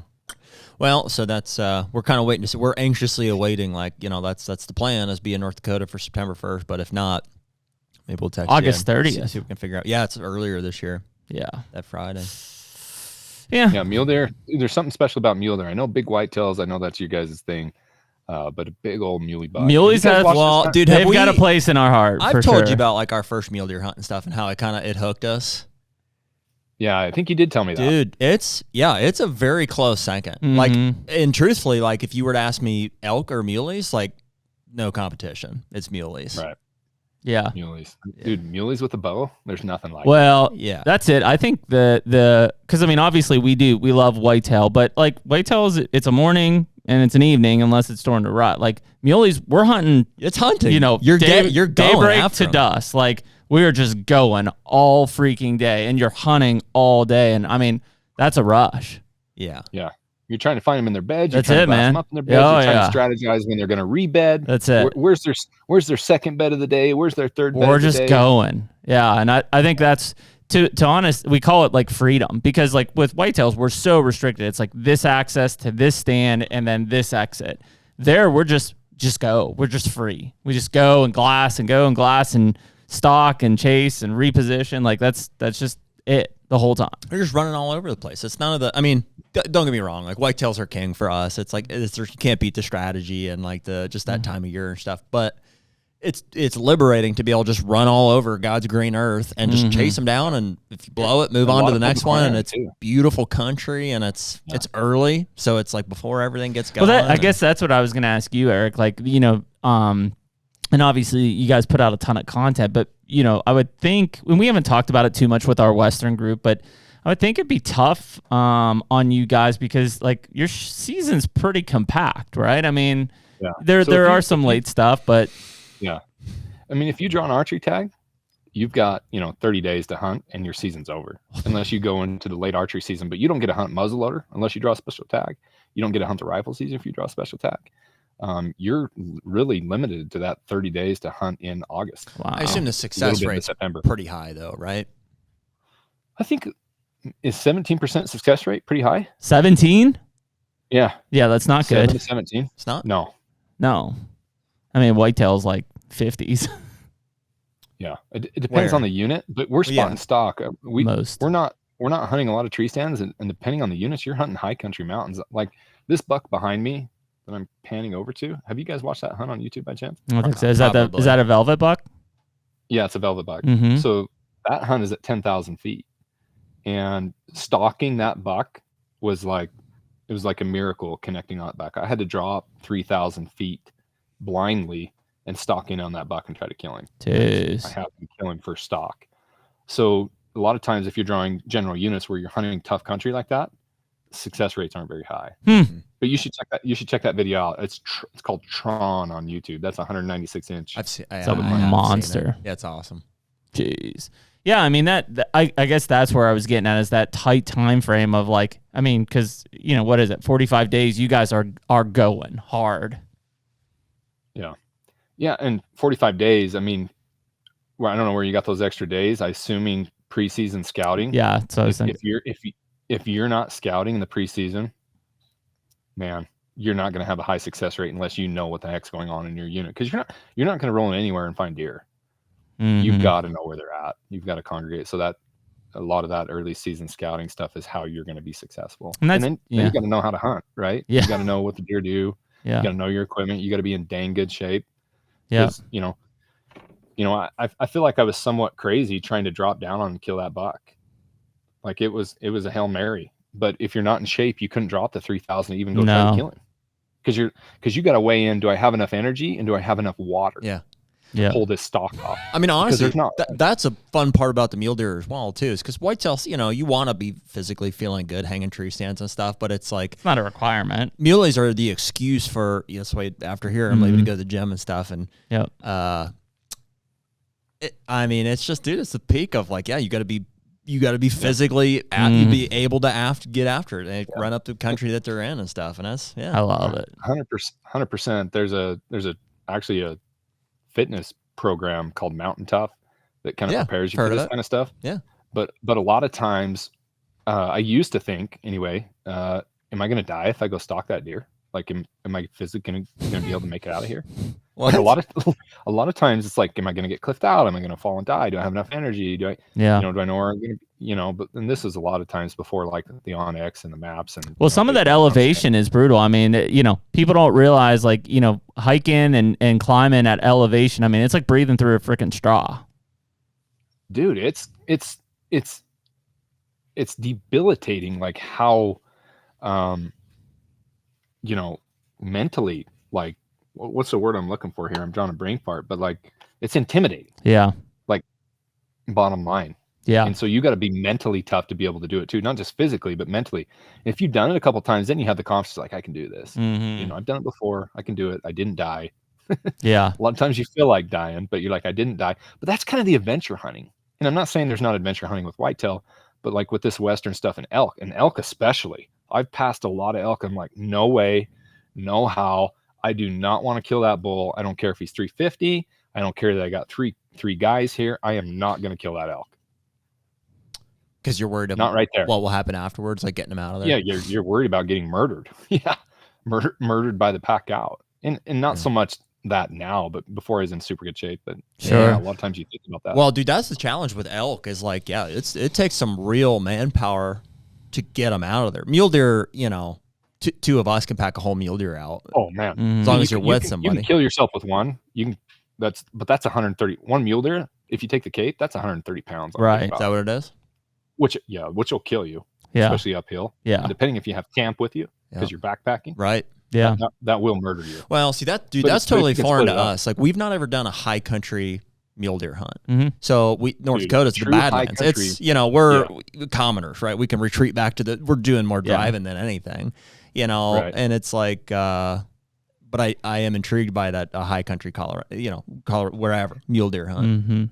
And it's like the sense of accomplishment. You guys work out. I heard that you guys run. Jeremy ran 60 miles this past weekend. I just did 100K last weekend.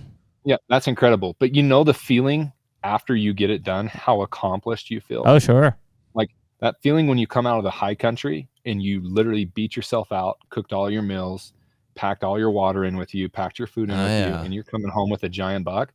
You get home and you're like, nothing can touch me. Yeah, that's awesome. We had so it wasn't a full week. We weren't have our camp on our backs and stuff, but like we went and had quick success on our very first mule deer hunt and stuff. And we did work for it. I mean, don't get me wrong. Jeremy killed on the first day or second day? Second day. and I killed on the third day. Mhm. And on mine, how far down in there you think it was? 3.5 miles. 3.5 miles, but we were, stalking, still hunting all the way the whole day, and killed it pretty close to last light, and ended up packing it all the way out. So we got which is probably still brutal. It was brutal. Yeah, we almost drank each other's pee on the way out. We ran out of water. So it's the first I'm hearing about the pee thing, but and then we got to drink the rest of our beer and eat our eggs and go home. And so it was like we got a quick dose of early success, but we did work hard for it, and so we got the correction was made on the second when we went back. It was like we had tough. It was a grind it was in grasslands. It had droughted, so basically all the cattle had moved up into the badlands that forced most of the muleys into the grasslands areas, and it was like it's impossible to make stock on anything. Yeah, they were out. We saw them. 6 Saw foot sage. $20 a day. It's just make stock was a whole different ballgame. Yeah. Yeah. Did you guys have to deal with rattlesnakes? We didn't see any when we were out there. I mean, they're there. Knock on wood, we haven't seen any. Yeah. We were wearing gaiters and stuff, but yeah. Gotcha. And the bears and the mountain lions and the rattlesnakes kind of add to the adventure too. Mm-hmm. The steepness of the terrain. there's none of those where we're at. Snakes were the only thing we were semi worried about. I'm sure there's probably mountain some lions cats in there. Yeah. Yeah. I don't But really it's think like, about that. when you're absolutely suffering and you get to do it with someone else who you love or is one of your good friends. Yeah. And then you can laugh about it together because you're literally dying and absolutely miserable. Yeah. Oh That's yeah. what hunting is. Yeah, we do That's that a lot. Yeah, that's fun. That's fun for us. Yeah. We do this spring bear hunt stuff where we pack 20, 30 miles into the backcountry and we get dropped off with all our supplies for 5 days. We call it Bear Wars. And specifically the YouTube series is Bonsai Bears. Mm-hmm. And we're rifle bear hunting, spring bear. Mm-hmm. And it's so fun because it's so miserable. We're literally picking up elk and deer sheds and shooting bears and packing bears out and relocating. And the initial climb's 4,000 vertical Wow. to get to this. And there's a lot of spots that are too steep. You can't even pitch a tent. Mm-hmm. And that trip's absolutely miserable. We prepare for 2 months for it, but it's like one of our funnest trips. That's crazy, It man. sucks. Yeah, that's wild. When's that spring bear? Is that May? A lot of units open April 1st. Oh wow. But some of the good hunting, depending on what the snow is doing that year, May 15th. Yeah. Sometimes you'll get good bear hunting. And bear hunting's kind of, at least out west, you got to kind of time it right. There's a 2-week window where it's really good, and after that they're hard to find, and before that they're tough to find. So 2 weeks it's pretty good. Yeah. See, that's the kind of stuff, between that and even like where you're at in Utah and stuff, like the access to muleys or elk for non-residents like us just seems like foreign. Like, it's like, well, I don't know. I need like 1 billion points to draw out there ever. Yeah. For the good stuff that in my opinion is worth your time. Yeah. You've got to have points, Yeah. especially if you're coming that far. Yeah. It's not the South Dakota days anymore, or the days of over the counter Idaho where you can just go pick up a tag before you get there and go and have a good hunt. It's you got to put in some research, you got to have some points, and then you got to have time, because if you're dropping work and your family to come all the way out here, you want to make sure it's worth your time. At least that's how I think about it. No, I agree. Yeah. No, definitely. I don't want to be, 15 steps behind for a week, just, hiking. We got to relook at your points there. Tis the season. Okay. Yeah. Let's see where we're at. I've got a handful in a bunch of states. It's just, my problem is like, I don't want to go without Jeremy. So I'm like, it's tough to like, you got to be the same. You got to have the same number of points or be able to put in as a group and stuff. So we tend to err on, most of the whitetail states you can draw as a group and stuff, but you can in the Dakotas too, which is cool. Yeah. Yeah. Dakotas, I hear, are pretty good. Yeah, it's fun. It's like I said, it's it's manageable 25 hours us. for us. Anything further west is, it's. Oh my gosh. Oh, Yeah. dude, we're Holy Pennsylvania, shit. like northeast Yeah, United States. It's balls deep. Yeah, we do. That's a It's lot. fun. That is the adventure for us. So Yeah. just to drive to North Dakota, that's the adventure accomplished. Now let's hunt. we survived How far's driving through Illinois? Chicago. So How far is Illinois? Yeah. 9.5 to our farm. Okay. yeah, I mean, bad. so that whole Idaho situation, how far was that from your house? Like an hour or something? Yeah. Hour and 20 minutes. maybe? Man, so you've got like you can bounce several states within like what, an 8-hour drive? Dude, that's what's so amazing about the West. Yeah. Or less. Well, even the Midwest too for white. Dude, I hear when people complain about they're like, I didn't really hunt that farm at all. It's like 3 hours away. It's so far. I'm like, dude, I drive it every weekend. every time I hunt my home farm, it's 2 hours. Yeah. Like I'll do it twice in a day. Like Yeah. Yeah. We're definitely pretty blessed. Like my wife killed this big buck right here behind me, this hardhorn cheater buck. Mm-hmm. We killed him like 45 minutes from home. Jeez. Yeah. I mean, with that though, like obviously you're still a non-resident, like so you still have to have some sort of strategic plan in these different zones and stuff. Yeah, you definitely got to do your research. You know, a lot of years. It's funny, I don't have it with me, but I have a stack of unfilled tags that's probably worth $25,000 just in what I paid in license and tag fees of unnotched tags, because I just went and explored. A lot of years I came home empty-handed, and my wife got to the point it was like, when are you going to actually kill something? Yeah, you know, and that's when my mindset kind of changed, and that's where my research had really paid off, and I started notching my tags, both rifle and archery. So my point is, I did a lot of exploring, which was fun. Yeah, but I also wasted some hunts because I was trying to learn units. Mm-hmm. It's a blessing and a curse for us to be like so far away, because it's like, in some senses, yeah, it'd be nice to just jump in the truck and after work, you know, head out there and do your thing. But it's like, it's such an adventure for us now. Every time we get to go do a hunt, it's like, even just to go out there and be in the country for a week, it's like, It's fun, man. yeah, it's magical. yeah, it's like, so we, you know, it's, I don't think I would change it. Yeah, I mean, you hear that with everybody. Like, whether if it's a whitetail guy, it's like, man, if you lived in Iowa, like, it's still great, but it wouldn't be nearly as magical for somebody like Pennsylvania coming to Iowa. I would do it seasonally. Absolutely. Sure. Yeah, if it's like, hey, let's just move to Iowa for October, November, like, yeah, I would absolutely do that. Yeah. Yeah. Yeah. We kind of do that, you know, Yeah.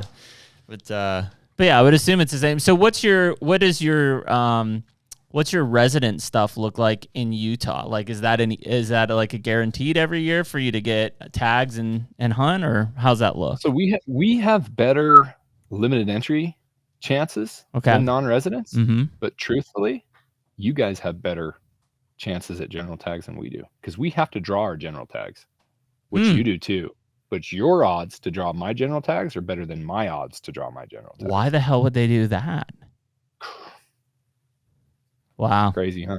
Story of like the last 3 podcasts Money. for us. It's follow the money. Yep. once you move out here, you get a better chance of drawing your tags. Believe me, I tried talking my wife into it. I'm like, babe, Idaho is the best resident hunting, and Utah has amazing non-resident hunting because you can draw the tags. Wow. Again, my limit, and you can put in for all the once in a lifetime species. So mountain goat, bighorn, rocky, desert, moose, and bison. I have to pick one of the 5 to target. You can target all 5 at once. That's the craziest thing I've ever heard. Wow. And it is. Supposedly, it's the dollars. My odds are better to do it that way, but I don't know that I buy it. But wow.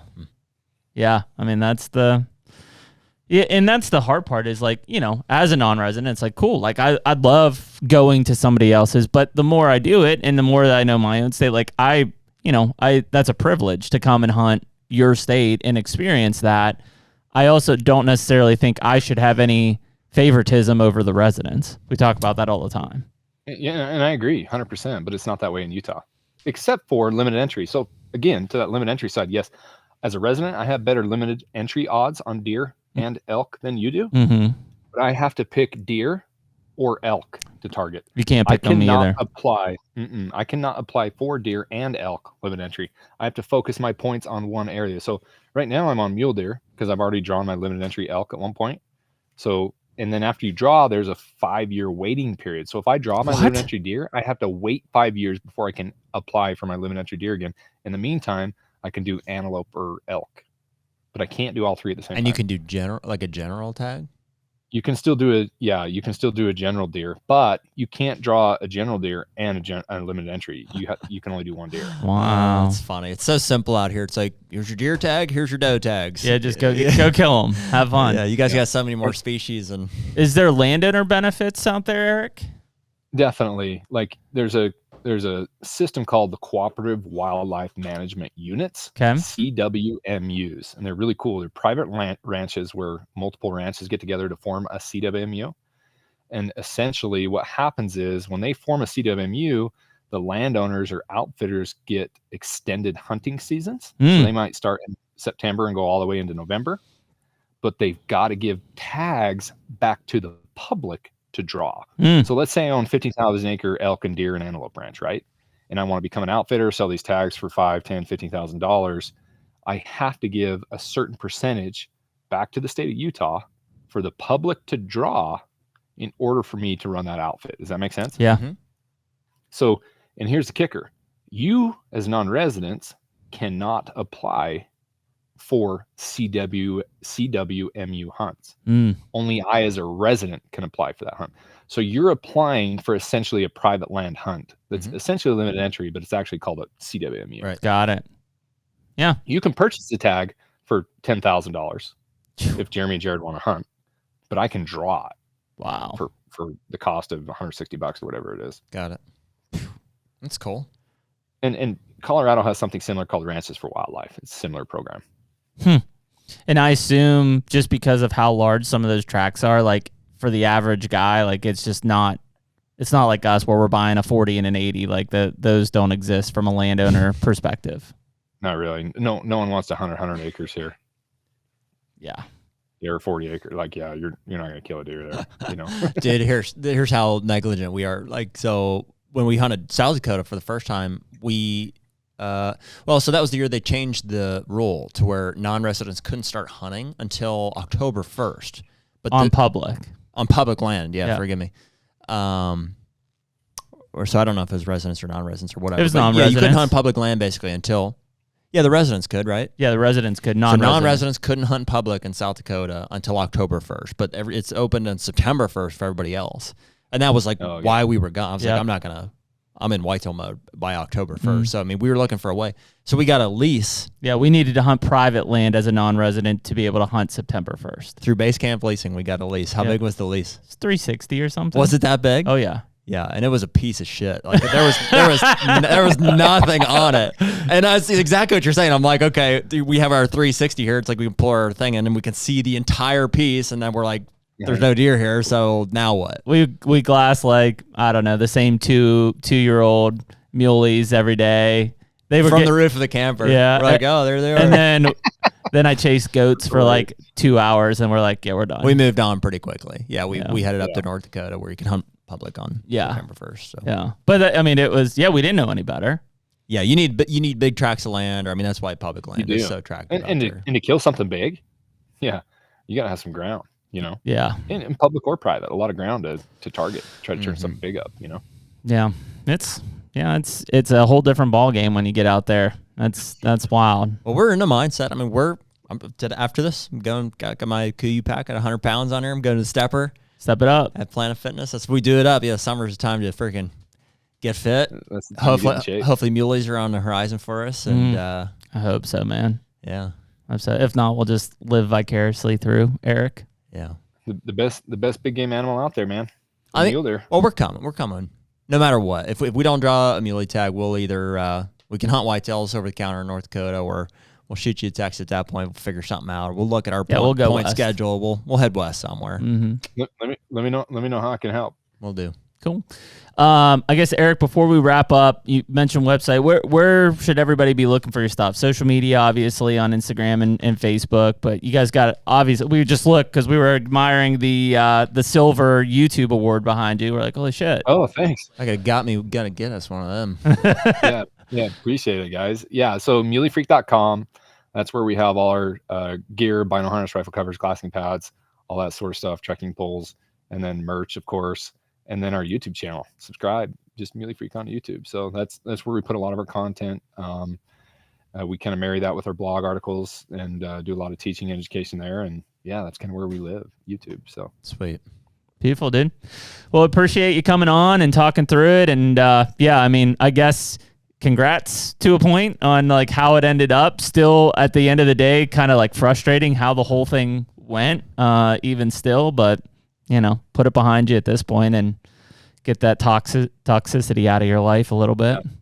Yeah. Definitely a lot of lessons learned, a lot of heartburn. I also believe it was a blessing in disguise. I think we all grow through trials, and just like, a muscle doesn't grow through atrophy. It goes by being worked, and same with your brain and in your heart. So definitely something I wouldn't wish on my worst enemy, but I'm glad it's over, and we're moving on. So.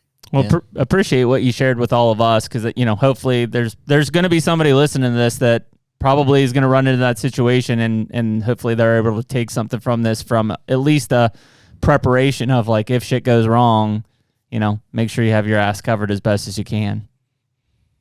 Absolutely. Thanks, guys. Appreciate you guys. Appreciate your support too, Jared. Jared was helpful. I had some low days there, and Jared's like, man, you got this. He's always good for that. Yeah, we've stayed in touch. So yeah, I appreciate. We've become friends kind of over this. Yeah, it's been a year. That's kind of wild that this much time has passed and stuff. So yeah, it's proud to call you a friend. So yeah, same. Thanks, dude. See ya. The HUNTR Podcast is brought to you by Muddy. Man, Jared, we probably have been using Muddy products for at least 10 years now. It's a long time, dude. It's been a long time. And I can remember when it was simply just safety harnesses and camera arms of all things. And, that's evolved to where you and I both have a bunch of Muddy box blinds as well. I would say a bunch. But yeah, they've come a long way. And certainly the box blinds are huge. Shot that buck over your shoulder out of a Muddy box blind a couple of years ago. The harness and all of the other safety accessories really are a major component of what Muddy offers for me. We've had some injuries in the past. Some tree stand accidents. This is all back before we were using, frankly, harnesses, the lineman's belt while we're hanging stuff, and the safe lines. I have those in every single one of, our fixed tree stands now. And so we really have made safety a priority. That's a big deal for us. And, Muddy has everything we need for that. Yeah, and I think the cool thing about Muddy is anyone listening to the HUNTR Podcast can save 20% using the code HUNTR20. That's HUNTR20. Anything that you can see on the Muddy Outdoors store online, use that code, save yourself 20% for this hunting season. Go Muddy. Pretty wild, man. Yeah, that is a journey to go through for a result that is still probably frustrating. Yeah. Well, it's truthfully, it's like a touchy conversation because like none of us are immune to like a situation like that. And it's like, it's hard because you want to obviously promote law enforcement and law officers as much as we can. Like it's an absolute necessity, and there's a lot of good people. But it's like you also want to be able to talk about these kind of conversation or these situations openly. And so it's like it's bad. It looks bad for the law enforcement community because clearly that was not handled. Yeah, but most right. law enforcement, the right ones would say, yeah, we don't want those people as part of our community Of either. course they They're would. a piece of shit. They give us a bad name. I It makes agree. our job harder. Yeah, absolutely. Yeah. But yeah, no, you're right. I mean, I think the hardest part is like, like all of us, when we get into a season, like we buy the right tags, we, do the right things. We don't trespass. We do all of the things that we know by the book, like we should. And then something like that happens and it's just like, Jesus, like all I do is try not to like break the law and do things. And like the dude still gets hit with it anyways. Yeah. And it's like, when you can tell like his character, like he's just a really good person. I'm sure. I yeah. knew the first time I talked to him, I was like, this dude didn't do anything. Like, Yeah. I mean, there's sketchy characters out there that were like, I'm not real sure. But like a guy like Eric, it's like clearly, dude's a father of 6. He's a good person. Like he didn't. had he done something like that, business. I can guarantee he would have been. You're right. I messed up. It was a misunderstanding. Right. I deserve the ticket. Yeah, and I mean, just for it to go that far to the point of like a felony of like it's like, for what? Like who's winning out of that? As frustrating as that is, and like that's ultimately what he needed to be paying attention to. But like, dude, our hunting community like turned their back on him. Like there was a lot of like all the articles I saw were from hunters, from media, like guys like us saying like, hey, it's a headline, it's like clickbait type stuff, and it's just all, nothing had been figured out at that point. It was all especially with all of the evidence he put forward. Like we've had other guests on here where it's like either clearly they admitted it or they didn't have any evidence to fight it off. Like Eric clearly had a bunch of evidence. It was like, look, here it is. Like I didn't do it. Yeah. Well, and you know what? He wanted to come on last summer. Like it was, this was 6-8 months ago. He's like, I can't. Like, because everything was still it's cranking. an ongoing investigation. It's like, I'm not allowed to talk about it yet. Pretty wild. I mean, I'm glad that it turned out the way that it did. I mean, ultimately, like you said, his business tripled 3 times over the course of that whole ordeal. There is no such thing as bad PR. Yep. As long as you're a good, be who you say you are at the end of the day, right? Yeah. And I think haters gonna hate. Things will work out, and they hate us because they ain't us. Yeah, that's really what it comes down to at the end of the day.